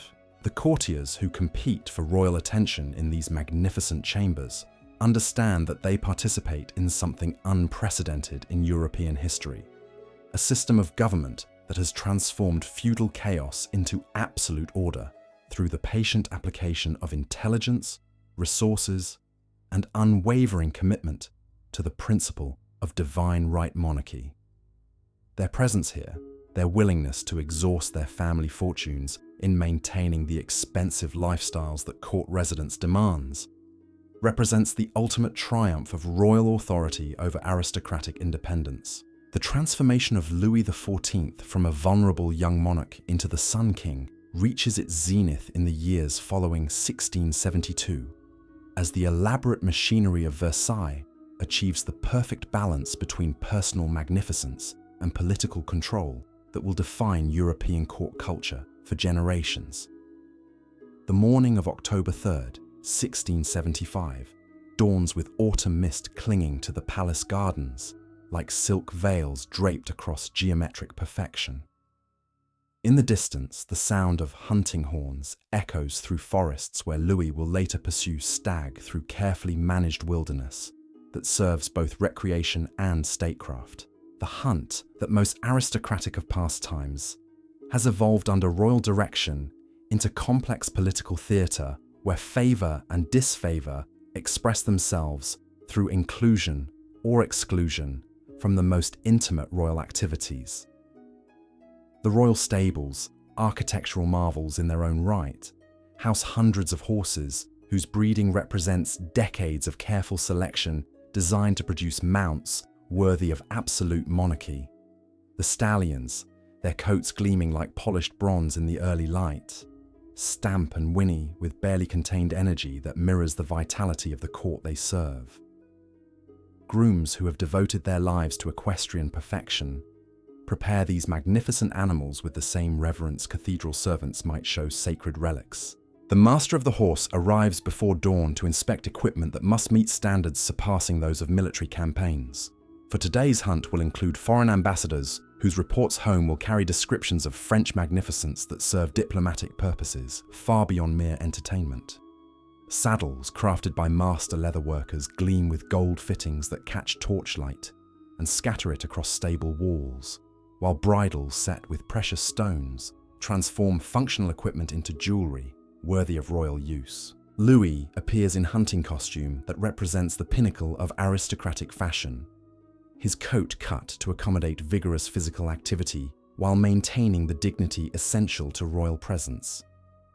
The fabric, woven specially for royal use, combines durability with luxury in ways that demonstrate French textile superiority over European competitors. His boots, crafted by artisans whose families have served French royalty for generations, provide protection while announcing royal status through their perfect fit and subtle decoration. The hunting party that assembles in the palace courtyard represents a carefully chosen cross-section of European nobility whose presence serves multiple diplomatic purposes. The English ambassador, his mount selected to complement his national pride without overshadowing royal magnificence, carries messages from King Charles that require delicate handling of sensitive territorial negotiations. His participation in royal recreation creates opportunities for informal discussions that formal diplomatic channels cannot accommodate. The Spanish envoy, mounted on a stallion whose bloodlines trace back to Moorish conquests, embodies the complex relationship between France and its southern neighbour, whose territories provide both threat and opportunity for French expansion. His presence at royal hunts signals ongoing negotiations about boundary disputes that could either resolve peacefully through diplomatic compromise or erupt into military conflicts requiring careful preparation. The German princes, their costumes reflecting the austere elegance of Northern European courts, ride horses whose breeding demonstrates their understanding that participation in French court life requires financial commitments that strain even aristocratic resources. Their willingness to maintain such expensive displays of loyalty provides Louis with evidence of French cultural influence extending deep into territories that acknowledge imperial rather than royal authority. The hunt itself unfolds according to protocols that have evolved over centuries of royal refinement, each element serving purposes that extend far beyond the pursuit of game into demonstrations of royal mastery over both natural and human forces. The beaters who drive quarry toward royal hunters move with military precision through forests, where every tree and pathway has been mapped for optimal hunting conditions. The hounds, bred specifically for royal service, respond to horn calls with the immediate obedience that courtiers show royal commands. Their pursuit of scent through undergrowth mirrors the way royal authority tracks resistance through the complex networks of noble society, finding and eliminating threats to absolute monarchy with patient persistence that inevitably achieves success. Louis rides with the confident grace that marks someone born to command, his horsemanship serving as metaphor for political leadership that guides France through challenging terrain toward objectives that require both courage and calculation. The way he manages his mount while maintaining awareness of hunting conditions and diplomatic opportunities demonstrates the multitasking abilities essential for effective absolute monarchy. The moment when quarry is brought to bay becomes ceremony as elaborate as any court ritual, with specific nobles assigned roles in the final capture that reflect their current standing in royal estimation. The honor of presenting the kill to Louis provides opportunity for brief personal interaction that can advance careers or confirm disfavor through subtle signals that experienced courtiers learn to interpret with microscopic precision. The return to palace unfolds as triumphant procession, where the success of royal hunting demonstrates divine favor that extends beyond mere sport into all aspects of governance. The game carried by servants provides not just evening dinner, but symbols of royal mastery over natural forces that serve as allegories for political dominance over human opposition. The afternoon audiences that follow hunting expeditions bring provincial nobles who have traveled hundreds of miles for brief opportunities to present local concerns directly to royal attention. These petitioners understand that successful presentations require perfect balance between urgency and deference, pressing their cases with sufficient force to command attention while maintaining the submissive posture appropriate to subjects addressing their divinely appointed sovereign. The Comte de Provence approaches with documents describing flood damage that threatens agricultural production throughout his region. His carefully prepared petition demonstrating the administrative competence that Louis expects from territorial governors.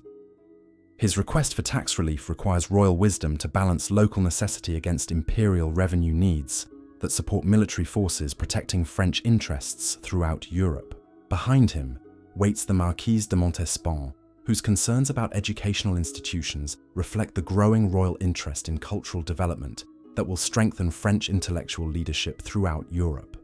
Her proposals for academy expansion require funding that represents investment in long-term cultural supremacy rather than immediate political advantage.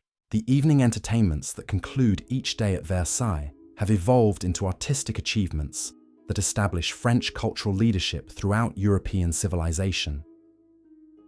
The temporary theatres erected for special occasions have given way to permanent performance spaces where the finest dramatic talents of the age create works that celebrate royal glory while providing sophisticated entertainment for audiences whose cultural sophistication surpasses that of any previous court society. Racine's tragedies, performed by actors whose training represents years of preparation for the honor of appearing before royal audiences, transform classical mythology into contemporary political allegory, where ancient heroes embody virtues that Louis demonstrates through daily governance. The Alexandrine verses that flow from trained voices create linguistic music that elevates French language to artistic heights that inspire imitation throughout European literary circles. The ballets that follow dramatic presentations transform courtiers into participants in cosmic allegories where Louis appears as Apollo, bringing light and order to universal chaos.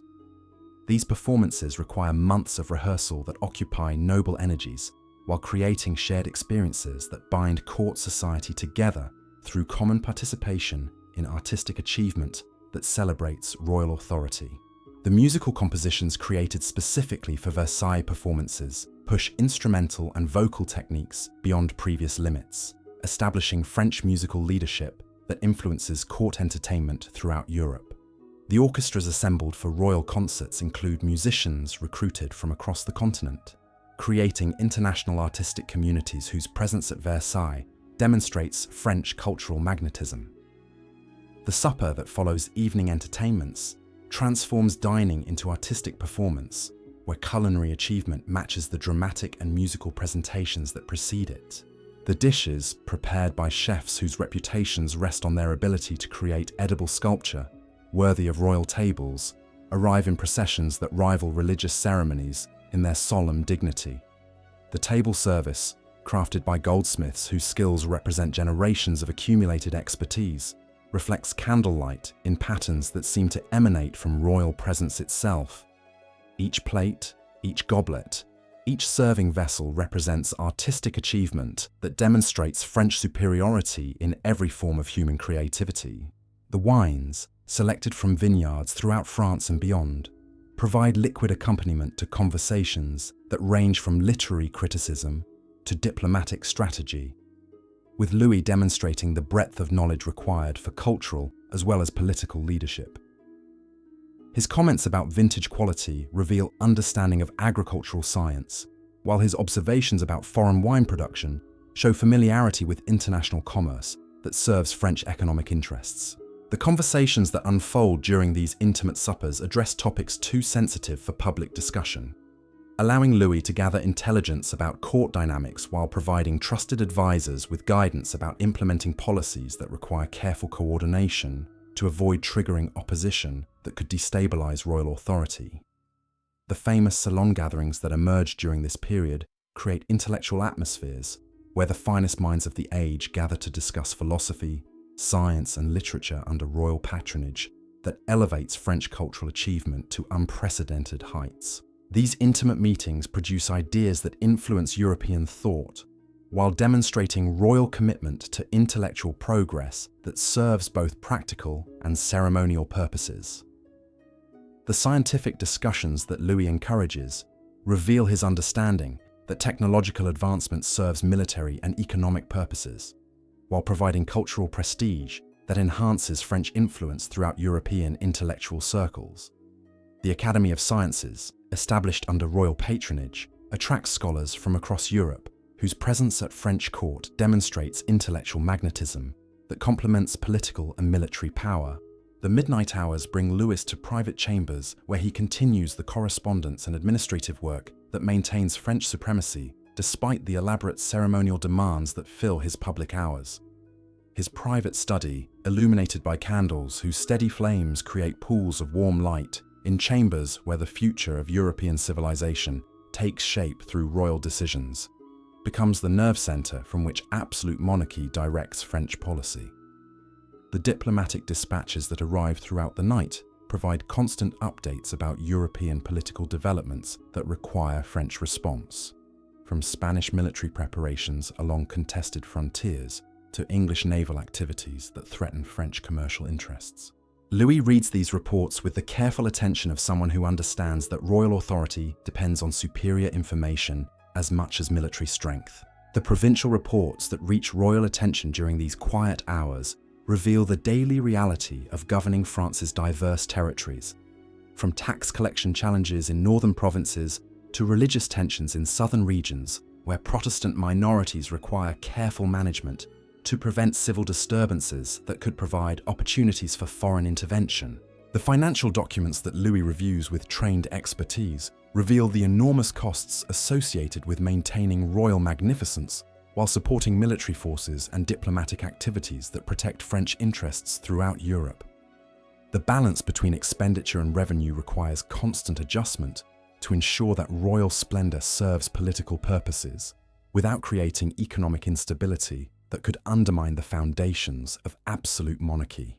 The architectural plans that spread across royal desks during these private hours show ongoing construction projects that will expand Versailles beyond its current impressive dimensions into a complex capable of housing thousands of courtiers while providing all the facilities necessary for permanent court residence. The Grand Trianon, rising from foundations carved into palace grounds, will provide intimate retreat from the increasingly elaborate ceremonies that mark public court life. The garden designs that receive royal attention during quiet evening hours reveal Le Nôtre's continuing refinements to landscape architecture that has already established new standards for European garden design. The water features that will soon grace these outdoor spaces require engineering solutions that push contemporary technology to its absolute limits, while creating aesthetic effects that will inspire wonder for centuries. As the candles burn lower in royal chambers and the palace settles into the quiet rhythms of night, Louis surveys reports and plans with the satisfaction of someone who has achieved perfect harmony between personal vision and political necessity. The elaborate court life that surrounds him represents not mere luxury, but carefully calculated investment in systems that maintain royal authority through aesthetic overwhelming of potential opposition. The courtiers who sleep in apartments throughout the palace wings understand that their presence represents participation in history's most ambitious experiment in absolute monarchy, a system that has transformed feudal chaos into perfect order through patient application of intelligence, resources, and unwavering commitment to divine right principles that elevate monarchy above all other forms of human authority. The foreign observers who carry reports of Versailles magnificence to courts throughout Europe serve as unwitting agents of French cultural imperialism. spreading descriptions of achievements that inspire imitation, while demonstrating the impossibility of matching French resources and organizational sophistication. Their admiration becomes tribute, their attempts at imitation acknowledgements of French cultural supremacy. The dawn that approaches brings another day in the endless cycle of ceremony and governance that defines life at Versailles, where every sunrise illuminates a world that has achieved perfect balance between beauty and power, between individual magnificence and systematic control, between earthly authority and divine purpose, that elevates absolute monarchy into humanity's highest political achievement. The winter of 1678 marks the apotheosis of Louis's transformation into the living embodiment of absolute authority, as the palace achieves a state of perfection that will influence European civilization long after its creator has passed into legend. The elaborate machinery of court life now operates with clockwork precision, each element serving multiple purposes in the grand design of divine right monarchy, made manifest through architectural and ceremonial splendor. The pre-dawn hours of December 21st find the palace already stirring with activity that will culminate in another flawless performance of royal magnificence. In chambers far below the royal apartments, night shift servants complete preparations that began before midnight, their silent efficiency ensuring that no detail will mar the sacred rituals that transform ordinary morning routines into cosmic drama, celebrating absolute power. The royal bakery, its ovens glowing like altar fires in the winter darkness, produces bread whose perfection represents more than mere sustenance. Master bakers, their skills refined through generations of service to French royalty, shape loaves with hands that understand their role in daily ceremonies, that reinforce royal authority through aesthetic overwhelming of the senses. The wheat, selected from royal granaries storing only the finest harvests from across France, yields flour of such purity that the resulting bread seems touched by divine blessing. Steam rises from copper cauldrons where morning chocolate simmers with exotic spices imported from French colonial territories, whose tribute flows endlessly toward Versailles. The precious cacao beans, transported across oceans at enormous expense, represent more than luxury consumption. They symbolize French reach into distant territories where royal authority extends through commercial networks that bind the globe to Louis's expanding empire. The morning mist that clings to palace gardens creates ethereal veils across geometric perfection that has transformed wild landscape into mathematical poetry written in living greenery. The fountains, their waters warmed by underground systems that defy winter's grip, continue their endless musical performances that provide acoustic backgrounds to ceremonies unfolding within heated chambers, where eternal spring reigns regardless of season. In the royal apartments above, Louis stirs beneath coverlets woven with golden threads so fine they seem spun from captured starlight. The chamber where absolute monarchy rests has evolved into a sacred space where every surface tells stories of French glory through artistic masterworks that transform sleep itself into political statement. The ceiling frescoes depict Apollo's daily journey across painted heavens, while earthly Louis prepares to begin another cycle of governance that mirrors cosmic order. The famous lever unfolds this morning with enhanced ceremony befitting the winter solstice, when darkness yields to returning light, just as royal authority brings order to political chaos. The premier valet approaches with silver basin containing water blessed by court chaplains and warmed to precisely the temperature that royal skin requires. Behind him follows the procession of the highest nobles, whose presence represents the ultimate honor French aristocracy can achieve. The Duke of Burgundy, his mourning costume chosen to demonstrate both wealth and taste without challenging royal preeminence, carries the royal shirt of silk so fine it seems woven from morning mist. His movements, perfected through decades of court training, reflect understanding that ceremony and substance interweave in the fabric of absolute monarchy. Each gesture serves political purposes while maintaining aesthetic harmony that elevates mundane activity into sacred ritual. The Prince de Condé, hero of military campaigns that expanded French territory across contested frontiers, presents royal breeches cut by tailors whose reputations depend on their ability to enhance royal dignity through perfect craftsmanship. His presence here, bowing with practiced precision before the king he has served in battle, demonstrates how military glory submits to royal authority that commands absolute loyalty from France's greatest warriors. The ritual washing begins with water that touches hands, responsible for signing treaties, commanding armies, and guiding France toward unprecedented prosperity and cultural achievement. The liquid itself has been sanctified through religious ceremonies that transform hygiene into sacrament, cleanliness into purification of the vessel containing divine right monarchy. Each drop represents renewal of sacred compact between heaven and earthly rule. The dressing ceremony that follows transforms ordinary clothing into vestments of absolute authority as courtiers compete for privileges that reflect current configurations of court politics. The shirt settles around royal shoulders like clouds embracing mountain peaks, while breeches of velvet so soft it absorbs light create second skin worthy of divine majesty. The stockings, knitted by craftswomen whose families have served French royalty for generations, embrace legs that must carry absolute authority through another day of ceremonies designed to reinforce sacred kingship. The shoes arrive on silver salvers, their diamond buckles catching candlelight and scattering rainbows across chamber walls in patterns that seem to emanate from royal presence itself. The famous red heels lift Louis above common height, while their colour speaks of blood shed by royal armies in defence of French interests throughout Europe and beyond. Each step creates invisible marks of authority upon floors that witness daily transformation of human monarch into living symbol of divine power.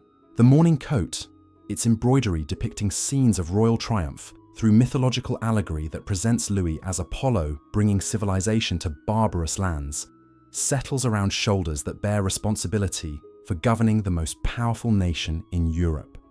The golden threads trace patterns of laurel leaves and solar symbols that catch light and create halos of reflected brilliance surrounding the royal form. Breakfast unfolds in chambers, where every detail serves to reinforce royal supremacy through sensory overwhelming that makes resistance psychologically impossible. The table, set with porcelain commissioned from Chinese artisans whose skills represent centuries of accumulated expertise, creates landscape of aesthetic perfection where even simple nourishment becomes artistic performance celebrating French cultural achievement. The morning chocolate arrives in cups whose gold rims create coronas around royal lips as Louis sips liquid representing tribute from distant colonies where French power extends across oceans.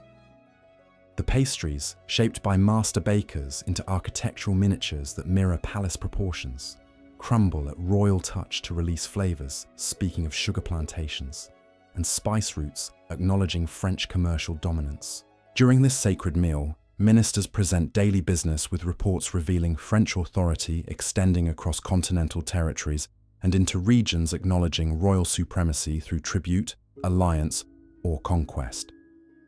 Provincial intendants describe conditions that will determine tax revenues supporting military forces and diplomatic activities, protecting French interests throughout European power struggles. The morning audiences that follow bring streams of petitioners whose presence in royal chambers represents culmination of months or years preparing for brief moments of direct access to absolute authority.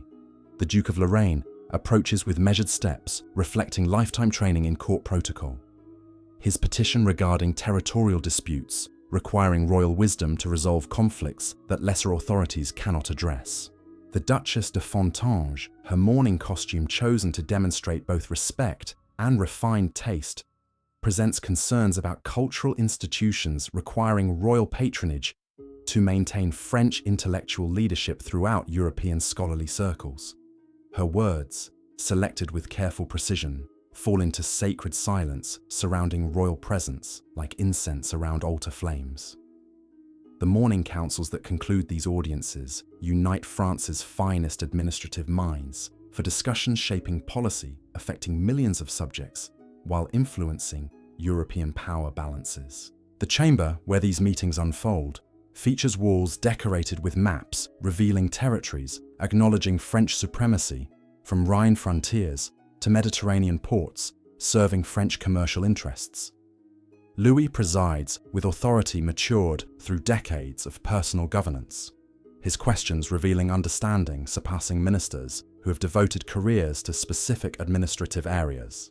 His memory for detail amazes veteran officials, discovering that casual comments from previous meetings have been absorbed and integrated into royal thinking about long-term policy development. The diplomatic correspondence arriving during these sessions provides constant reminders of French influence, extending beyond national boundaries into courts throughout Europe, where royal relatives and allies pursue policies coordinated with French strategic objectives. Letters from Savoy describe Italian political developments, while dispatches from German principalities reveal French cultural influence reshaping European noble society. The military reports following diplomatic briefings reveal constant vigilance required to maintain French security, while pursuing territorial expansion opportunities that strengthen the realm without triggering coalitions among rival powers. Maps spread across council tables show troop dispositions along multiple frontiers, where French forces maintain readiness for campaigns defending royal interests. The afternoon brings Louis to gardens, where daily promenade serves purposes extending beyond exercise into choreographed displays of royal accessibility combined with unapproachable magnificence. The geometric pathways winding between precisely manicured parterres provide stages for encounters that advance or destroy courtier careers through subtle signals of royal favour or disfavour. The walking party forming around the king includes carefully selected nobles whose presence represents current court politics configurations. The Duke of Orleans maintains position at royal right hand through blood relationship that cannot be challenged, while military heroes earn places through achievements serving French glory. Behind them follow courtiers, whose positions reflect fluid calculations about loyalty, usefulness, and potential threats to royal authority. The conversations unfolding during garden walks address topics ranging from architectural improvements to diplomatic strategies, with Louis demonstrating knowledge breadth required for effective absolute monarchy. His comments about fountain mechanics reveal engineering understanding, while observations about plant selection show botanical familiarity, impressing professional gardeners. The famous bosquets provide venues for intimate discussions where Louis addresses sensitive political matters with trusted advisors away from full-court observation. These outdoor rooms, carved from living walls of precisely trimmed hedges, offer privacy while maintaining ceremonial dignity surrounding all royal activities. The water features, making Versailles legendary throughout Europe, provide musical accompaniment to garden encounters as hundreds of fountains create flowing symphonies demonstrating technological mastery underlying royal power. Engineering systems supplying these aquatic displays represent achievements rivaling contemporary military technology in complexity and precision. The winter sun, though pale and distant, still manages to illuminate crystalline formations on fountain jets that freeze momentarily in air before cascading into basins whose surfaces never completely solidify due to constant circulation. These temporary ice sculptures, created and destroyed by natural forces working within human-designed systems, provide metaphors for royal power that shapes natural chaos into ordered beauty. The afternoon riding lessons that follow garden promenades serve multiple purposes beyond maintaining royal physical fitness. The covered manège, heated by systems that ensure comfortable temperatures regardless of weather, provides controlled environment where Louis can practice equestrian skills essential for military leadership, while demonstrating mastery over powerful animals that symbolize forces requiring royal guidance. The Spanish riding masters, imported at enormous expense, provide instruction in techniques developed at Vienna's imperial court, their expertise representing French determination to excel in every aspect of noble accomplishment. The horses selected for royal use combine beauty with intelligence, their training requiring patience and consistency that mirror qualities essential for effective, absolute monarchy. The diplomatic observers invited to witness these riding exhibitions carry reports throughout Europe describing French achievements in areas seemingly removed from politics, but actually serving important propaganda purposes. Royal horsemanship demonstrates physical courage and skill that translates into leadership capabilities, while the magnificence of equipment and facilities proves French resources exceed those available to competing powers. The late afternoon hunt preparation transforms practical necessity into ceremonial performance as grooms ready horses and hounds for expeditions that serve recreational and political purposes simultaneously.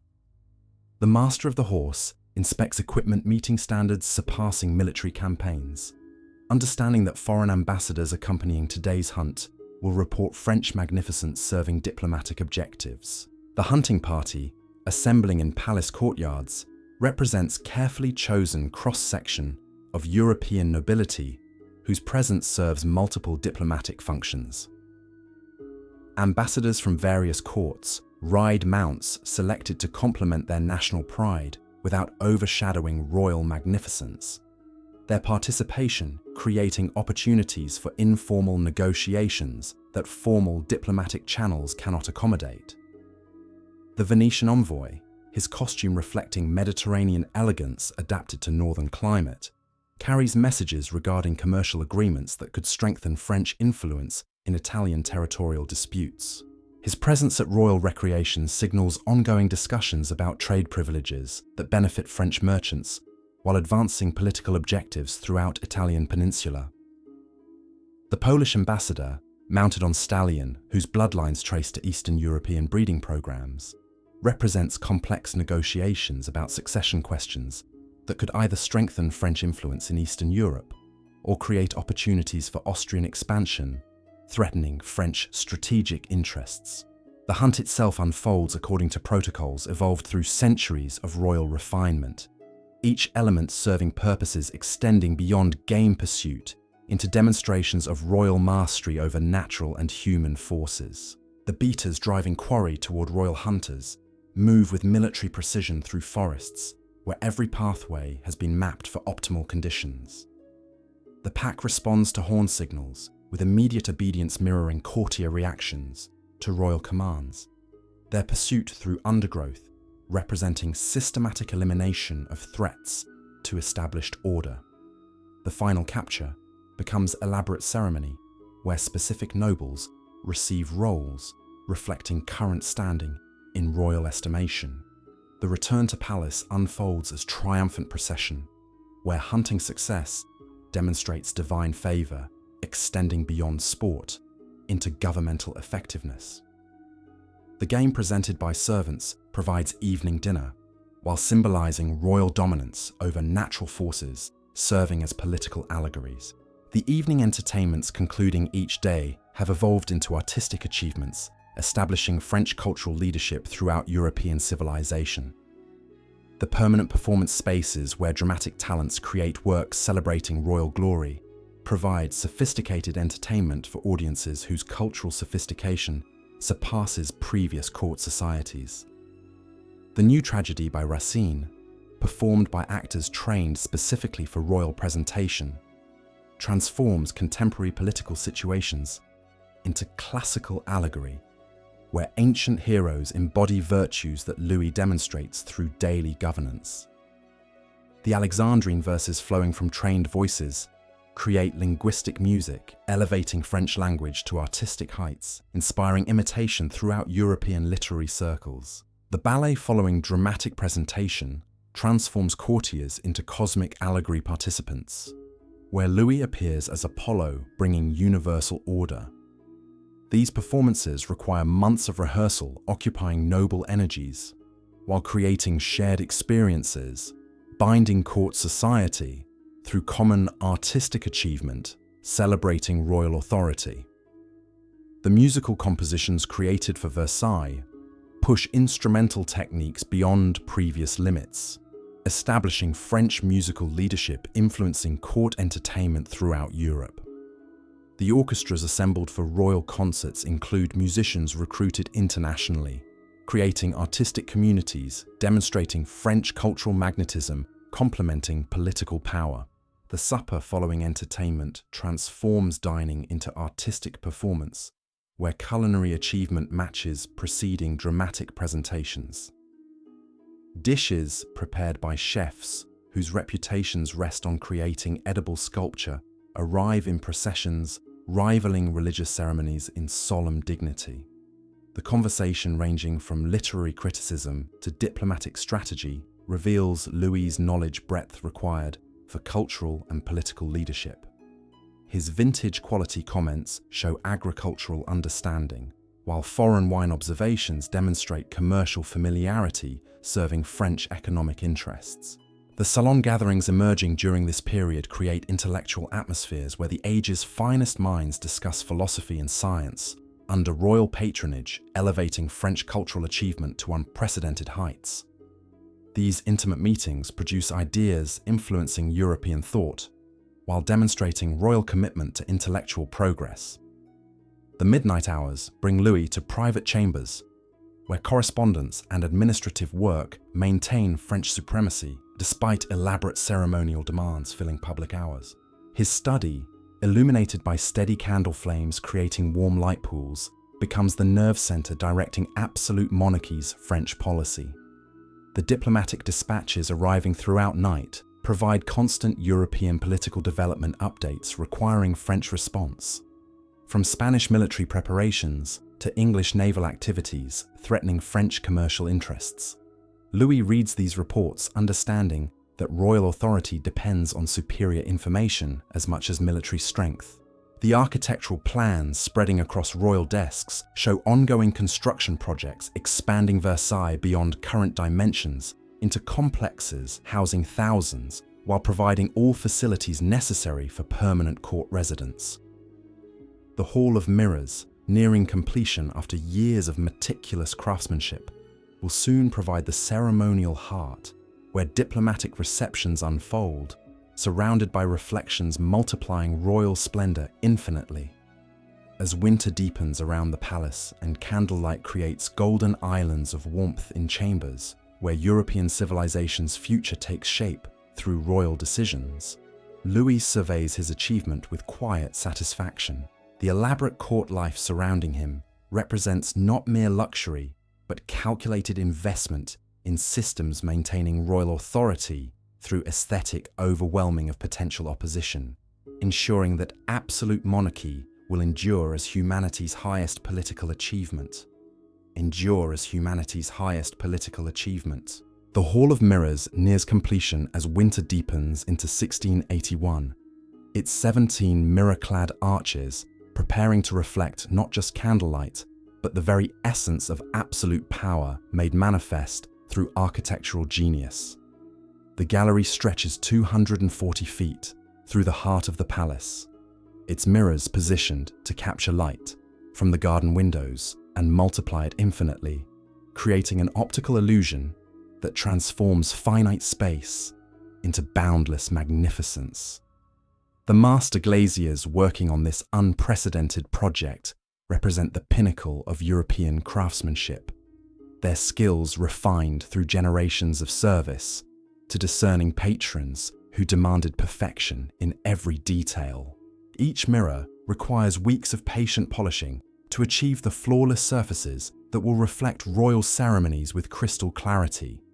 The Venetian glass masters, lured to France through generous royal patronage, guard their secrets jealously while creating optical marvels that surpass anything previously achieved in European decorative arts. The morning light streaming through the hall's windows creates dancing patterns across unfinished surfaces as workers apply final touches to decorative elements that will frame the mirrors in golden splendor. The carved moldings, their intricate patterns depicting scenes of royal triumph through classical allegory, require individual attention from master sculptors whose chisels shape wood and stone into poetry that celebrates French victories over European rivals. Louis visits the construction site daily, his practiced eye detecting imperfections that might escape lesser observers. His attention to detail amazes veteran craftsmen who discover that their royal patron possesses technical knowledge rivaling their own professional expertise. When he suggests modifications to mirror positioning or lighting arrangements, his recommendations invariably improve the overall effect, demonstrating the aesthetic sensitivity that guides every aspect of palace development. The approaching completion of this magnificent gallery signals more than architectural achievement. It represents the culmination of Louis's vision for transforming Versailles into a stage worthy of absolute monarchy's most spectacular performances. The diplomatic receptions that will unfold here will overwhelm foreign visitors with French magnificence, while providing intimate settings where the fate of European alliances will be determined through carefully choreographed encounters. The morning of February 14th, 1681, brings news that will test every system Louis has created for managing the complex machinery of absolute monarchy. The Spanish succession question, simmering beneath the surface of European diplomacy for months, has erupted into crisis, requiring immediate royal attention and delicate handling to prevent continental war that could destabilize the careful balance of power Louis has worked decades to establish. The council meeting convened to address this emergency unfolds in chambers where maps of Europe spread across polished tables reveal the intricate web of territorial claims and dynastic relationships that determine continental politics. The Spanish Empire, stretching from European territories to vast American colonies, represents the greatest prize in international relations, its future control capable of tilting European balance decisively toward whichever power can secure succession rights. Cardinal de Bouillon, his diplomatic experience spanning decades of complex negotiations, presents analysis of legal claims and political realities that will determine French policy toward this unprecedented opportunity.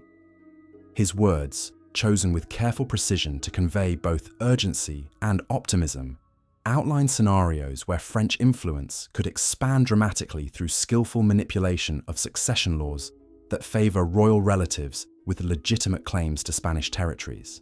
The Duke of Orleans, his blood relationship to Louis providing unique perspective on dynastic considerations, argues for aggressive pursuit of French claims regardless of potential opposition from rival powers.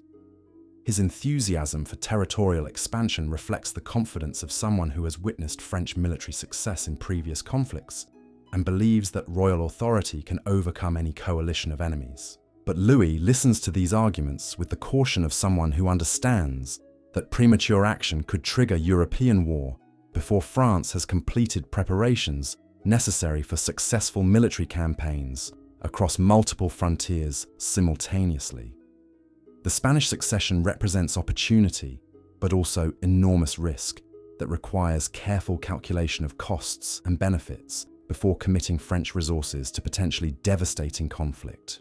The intelligence reports that accompany policy discussions reveal Austrian preparations for asserting Habsburg claims to Spanish territories, while English naval activities suggest maritime powers are positioning themselves to intervene in any continental conflict that threatens established commercial relationships. The diplomatic correspondence flowing through royal channels indicates that European courts are already choosing sides in confrontation that seems increasingly inevitable. The military assessments that follow diplomatic briefings provide sobering analysis of French capabilities compared to potential enemy coalitions that could form to prevent French domination of European politics. While French forces remain superior to any single rival, the prospect of simultaneous campaigns against multiple enemies requires strategic planning that accounts for logistical challenges and resource limitations that even French wealth cannot overcome indefinitely. The afternoon brings Louis to private consultations with trusted advisors, whose counsel will shape decisions affecting millions of subjects and determining the future configuration of European power. The Duke of Saint-Simon, his political acumen refined through years of court observation, argues for diplomatic solutions that could secure French objectives without triggering military conflicts that might prove economically devastating regardless of their ultimate outcome. The conversations that unfold during these intimate sessions address questions too sensitive for public discussion, examining potential costs of various policy options while evaluating the likelihood of success for different strategic approaches. Louis demonstrates the analytical skills that have enabled him to maintain French preeminence for decades, weighing competing considerations with mathematical precision while maintaining awareness of human factors that often determine political outcomes. The evening entertainments that normally provide respite from governmental pressures take on subdued character as court society senses the gravity of decisions being contemplated in royal chambers. The usual elaborate ceremonies continue, but conversations at supper tables focus on rumors about Spanish developments, while courtiers speculate about potential military campaigns that could either establish French hegemony or exhaust royal resources in prolonged conflicts with uncertain outcomes. The diplomatic reception following evening entertainments brings foreign ambassadors whose carefully neutral expressions cannot disguise their awareness that European history may be approaching a decisive turning point. The Venetian envoy, his commercial interests requiring continental stability, probes delicately for information about French intentions while offering mediation services that might prevent general war threatening Italian territorial integrity. The English representative, his instructions emphasizing the need to prevent French dominance over Spanish-American colonies, maintains diplomatic courtesy while clearly signaling that maritime powers will not permit arrangements that threaten established trade relationships. His presence at these intimate gatherings demonstrates the international attention focused on decisions being made in royal chambers, where European fate hangs in balance. The late evening conferences that extend well past midnight bring military commanders whose expertise will prove essential if diplomatic solutions prove impossible. Marshal Vauban, his fortress construction having secured French frontiers against foreign invasion, presents detailed analysis of defensive preparations required to protect French territory, while conducting offensive operations in distant theatres that could drain resources needed for homeland security. The logistical assessments that accompany military planning reveal the enormous complexity of supporting armies across multiple frontiers, while maintaining supply lines that could stretch across half of Europe. The transportation networks that have served peacetime needs adequately will require massive expansion to support military operations on the scale that Spanish succession might require. The financial calculations that conclude these planning sessions provide stark analysis of costs associated with general European war, revealing that even French resources have limits that prolonged conflict could exhaust. The revenues generated by efficient tax collection and expanding commerce might prove insufficient for military campaigns lasting several years, while maintaining domestic programs that ensure popular support for royal policies. The winter months that follow bring intensive preparations for whatever course of action the Spanish succession crisis might require. The palace workshops increase production of military equipment, while maintaining the luxury goods necessary for diplomatic entertaining that could prove decisive in securing alliances or neutralizing potential enemies. The dual nature of these preparations reflects the uncertainty surrounding developments that could unfold in multiple directions. The intelligence networks that Louis has cultivated throughout European courts provide constant updates about foreign preparations and diplomatic initiatives that reveal the growing polarization of continental politics.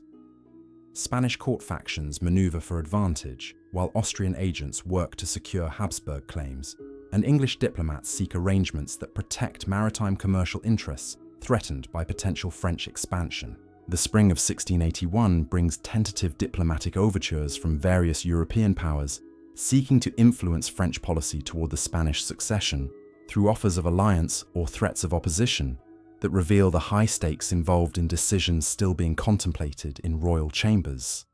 These preliminary negotiations provide opportunities for French diplomacy to explore potential solutions, while maintaining maximum flexibility for future policy adjustments.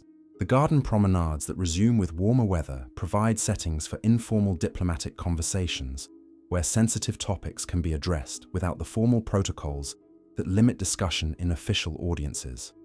Foreign ambassadors walking beside Louis through geometric parterres understand that casual remarks during these encounters often carry more significance than elaborate presentations in ceremonial chambers. The construction activities that continue throughout the palace complex take on new urgency as Louis recognizes that completed magnificence will serve important diplomatic purposes during negotiations that could determine European territorial arrangements for generations. The Hall of Mirrors approaches final completion, while other projects accelerate to ensure that Versailles can accommodate the increased diplomatic activity that Spanish succession discussions will require. The summer brings completion of major architectural elements that transform Versailles into the ultimate expression of absolute monarchy made manifest through aesthetic, overwhelming of all who enter its chambers. The Hall of Mirrors stands ready to host diplomatic receptions where reflected light will multiply French magnificence while providing intimate settings for negotiations that could reshape European civilization. The first major diplomatic reception, held in the completed Hall of Mirrors, demonstrates the psychological impact of aesthetic perfection applied to political purposes. Foreign ambassadors entering the gallery find themselves momentarily speechless as infinite reflections create optical effects that seem to extend French power beyond physical limitations into realms approaching the supernatural.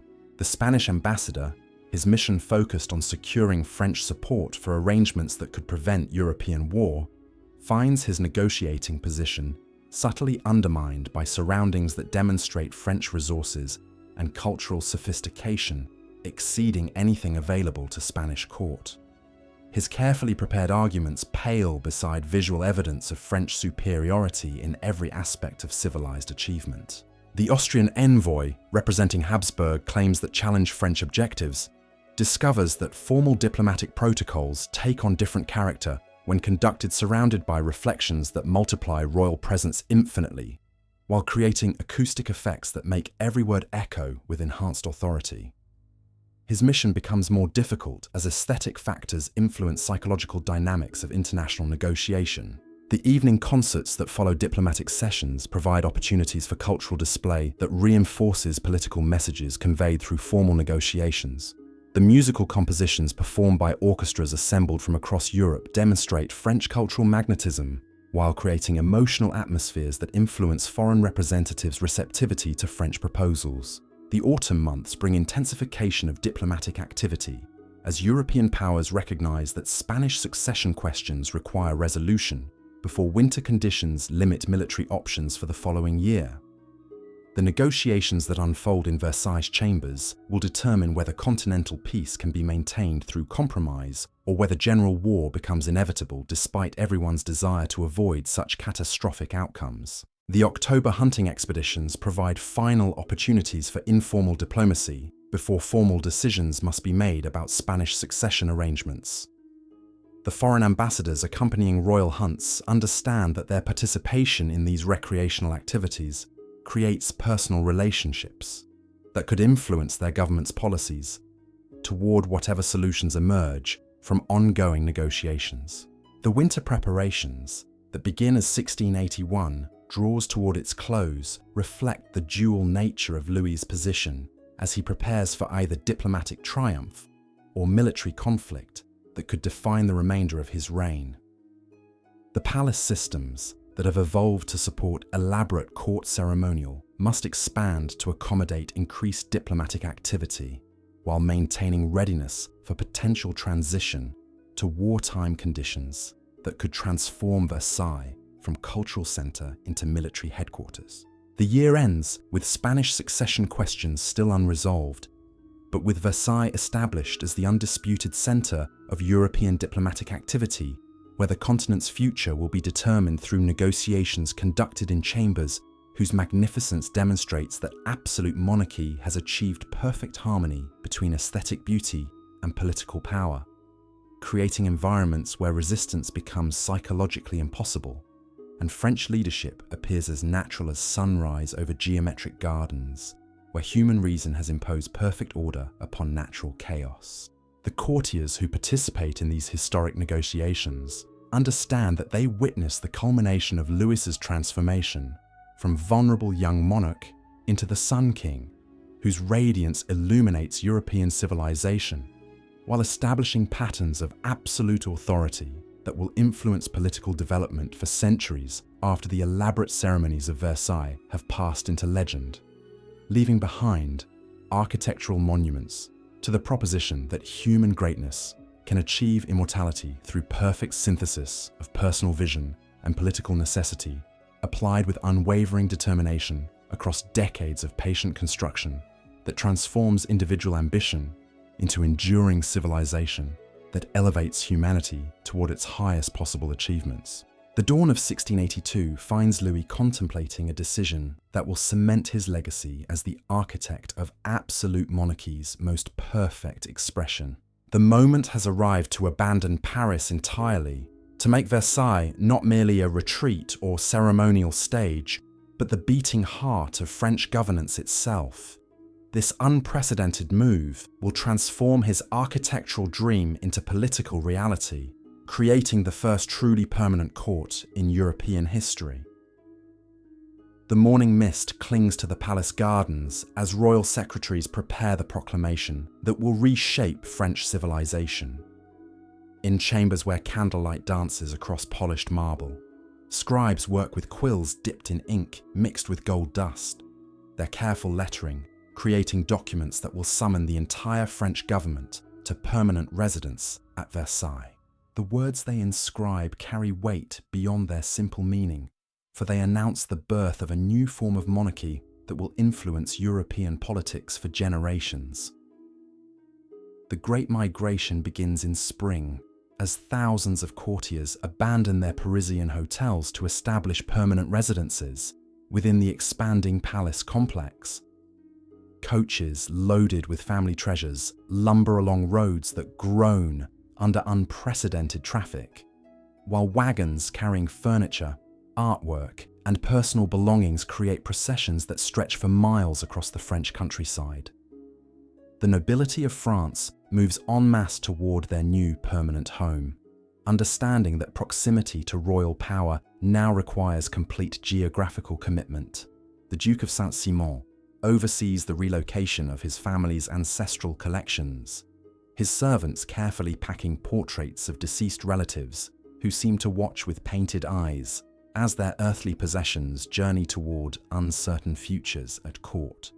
The tapestries that once warmed castle walls in distant provinces now travel toward chambers where their beauty will serve political purposes, providing backdrops for ceremonies that transform private family treasures into instruments of royal magnificence. Behind him follows the Duchess de Montpensier, her coaches loaded with libraries accumulated over generations of scholarly patronage. The books that once provided private pleasure in quiet country estates now journey toward palace chambers where learning itself becomes performance, where intellectual achievement serves to demonstrate the cultural sophistication that underlies absolute authority.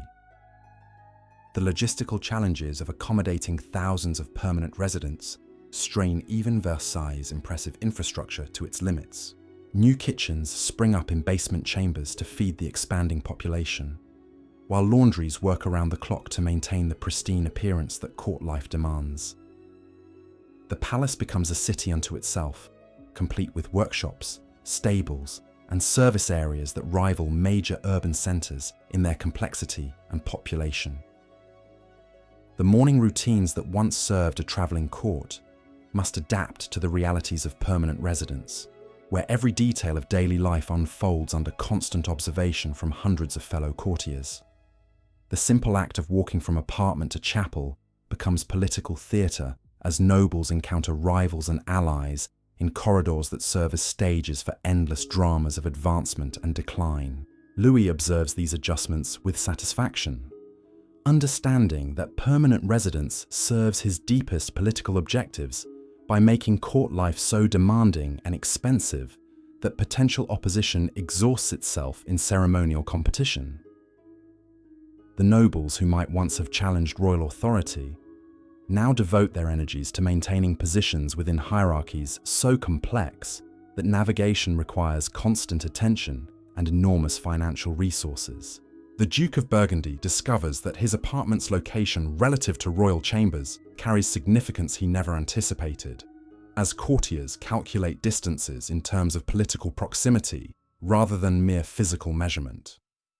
His morning walk to attend the levee becomes a daily demonstration of his standing within court society, observed and analyzed by hundreds of eyes that note every detail of his dress, demeanor, and companions. The rituals of morning dressing take on enhanced significance as nobles compete not just for royal attention, but for recognition from the entire court community that now witnesses every aspect of their daily existence. The selection of clothing becomes strategic calculation, with colors, fabrics, and accessories chosen to convey specific messages about political allegiances and personal aspirations. The breakfast conversations that once provided private respite from ceremonial demands now unfold in dining chambers, where every word carries potential consequences for speakers who can never escape the observation of rivals seeking advantages through overheard indiscretions. The simple pleasure of morning chocolate becomes fraught with political significance as seating arrangements and service protocols reflect constantly shifting configurations of court influence. The daily councils that govern French policy now unfold in chambers where ministers must balance their administrative responsibilities with the ceremonial demands of permanent court residents. The Duc de Beauvilliers finds himself managing agricultural policy while simultaneously navigating social protocols that require specific forms of dress, speech, and behavior during official meetings that serve both governmental and theatrical purposes. The afternoon audiences that bring provincial petitioners to royal attention now occur in settings where supplicants must master court etiquette as thoroughly as they understand their local concerns. The simple farmer seeking tax relief must learn to bow with appropriate depth while presenting requests in language that acknowledges not just royal authority, but the entire hierarchical structure that surrounds the throne with layers of ceremonial complexity. The garden promenades that provide daily exercise evolve into carefully choreographed processions where walking routes, conversation partners, and even the pace of movement carry political significance, interpreted by observers who understand that royal favor expresses itself through seemingly casual inclusions or exclusions from these intimate gatherings.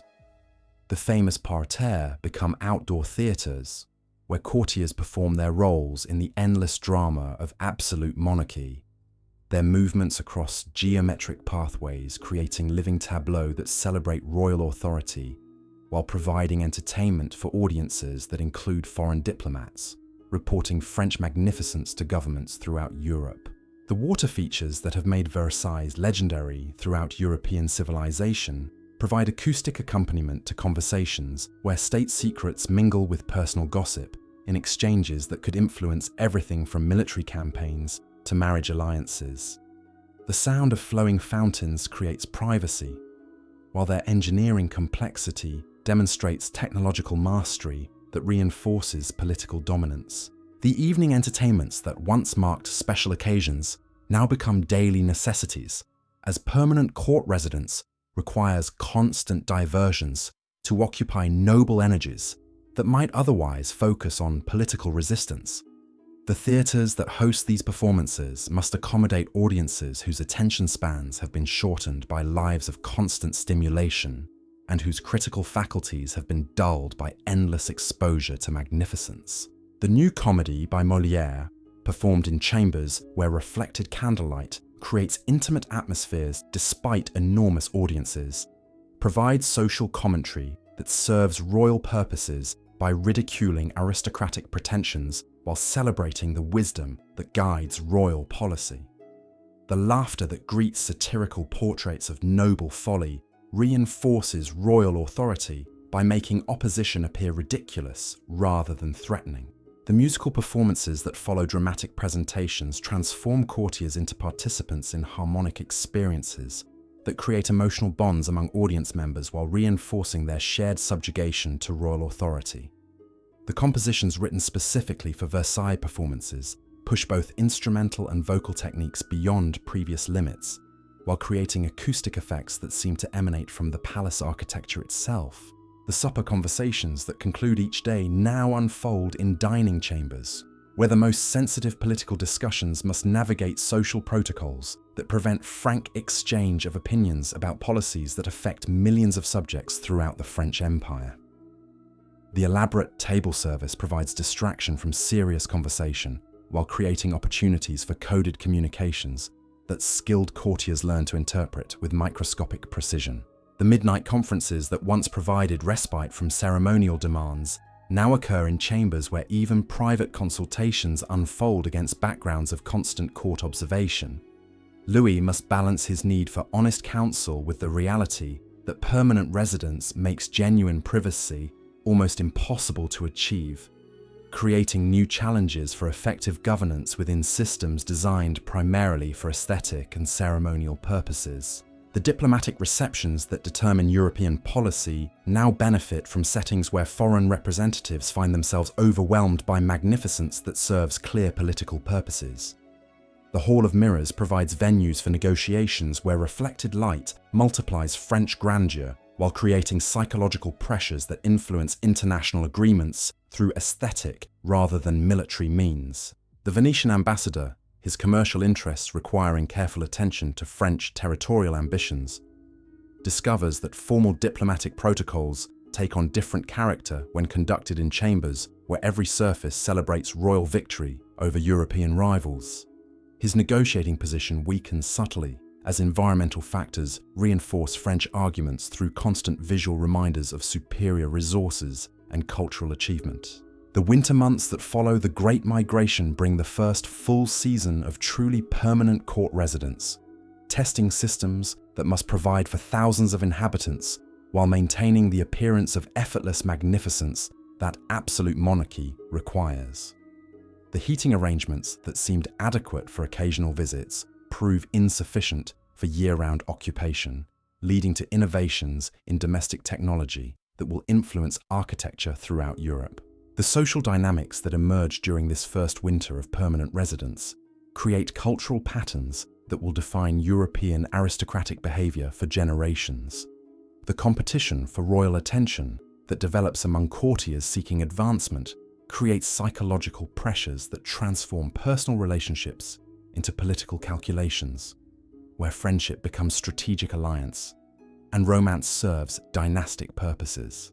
The economic impact of permanent court residence extends far beyond palace walls as entire regions reorganize their agricultural and manufacturing activities to supply the enormous demands of concentrated aristocratic consumption. The luxury trades that once served scattered noble households now focus their entire output toward Versailles, creating unprecedented concentrations of skilled craftsmen whose livelihoods depend entirely on royal favor and court prosperity. The cultural influence of permanent court residence begins to radiate throughout France as provincial nobles adapt their own domestic arrangements to mirror Versailles protocols, creating networks of imitation that spread royal influence into distant territories where local elites compete to demonstrate their sophistication through adoption of court customs and ceremonial practices. The spring of 1683 brings the first anniversary of permanent residence, marked by ceremonies that celebrate the success of Louis's revolutionary experiment in concentrated absolute monarchy. The courtiers, who have survived their first full year of palace life, understand that they have participated in historical transformation that has redefined the relationship between royalty and nobility throughout European civilization. The morning lever that commemorates this anniversary unfolds with enhanced ceremony as Louis receives congratulations from nobles whose presence demonstrates their complete acceptance of permanent subjugation to royal authority. Their willingness to abandon independent existence in favor of court residence represents the ultimate triumph of absolute monarchy over aristocratic autonomy that had threatened royal power for centuries. The afternoon entertainments that celebrate this milestone include performances that explicitly acknowledge the revolutionary nature of permanent court residence, while presenting it as natural evolution of French political development, rather than radical departure from traditional governance. The allegorical ballets that transform courtiers into cosmic dancers celebrate their willing participation in systems that elevate royal authority to unprecedented heights. The evening banquet that concludes anniversary celebrations brings together representatives of European courts, whose presence acknowledges Versailles as the undisputed center of continental civilization. Their attendance at these ceremonies demonstrates international recognition of French cultural supremacy while providing opportunities for diplomatic exchanges that influence policy throughout Europe. The summer construction projects that mark the anniversary year include expansion of residential wings to accommodate growing court population, while maintaining hierarchical distinctions that reflect political relationships through architectural arrangement. The proximity of apartments to royal chambers continues to serve as geographic representation of court standing, with distances measured in terms of political significance rather than mere physical space. As we reach the end of our gentle journey through the golden age of Versailles, we witness Louis XIV's ultimate transformation from a frightened child king into the Sun King whose radiance illuminated European civilization. Through decades of careful orchestration, he created not merely a palace, but an entire world where absolute monarchy achieved its most perfect expression. The boy who once fled Paris in exile returned to build an empire of beauty and power that would define royal authority for centuries to come. As you drift toward peaceful sleep tonight, may you carry with you the echoes of those magnificent halls where human ambition touched the divine, and where one man's extraordinary vision became immortal through marble, gold, and the patient artistry of absolute rule. Sweet dreams, and thank you for sharing this tranquil journey through history's most splendid court.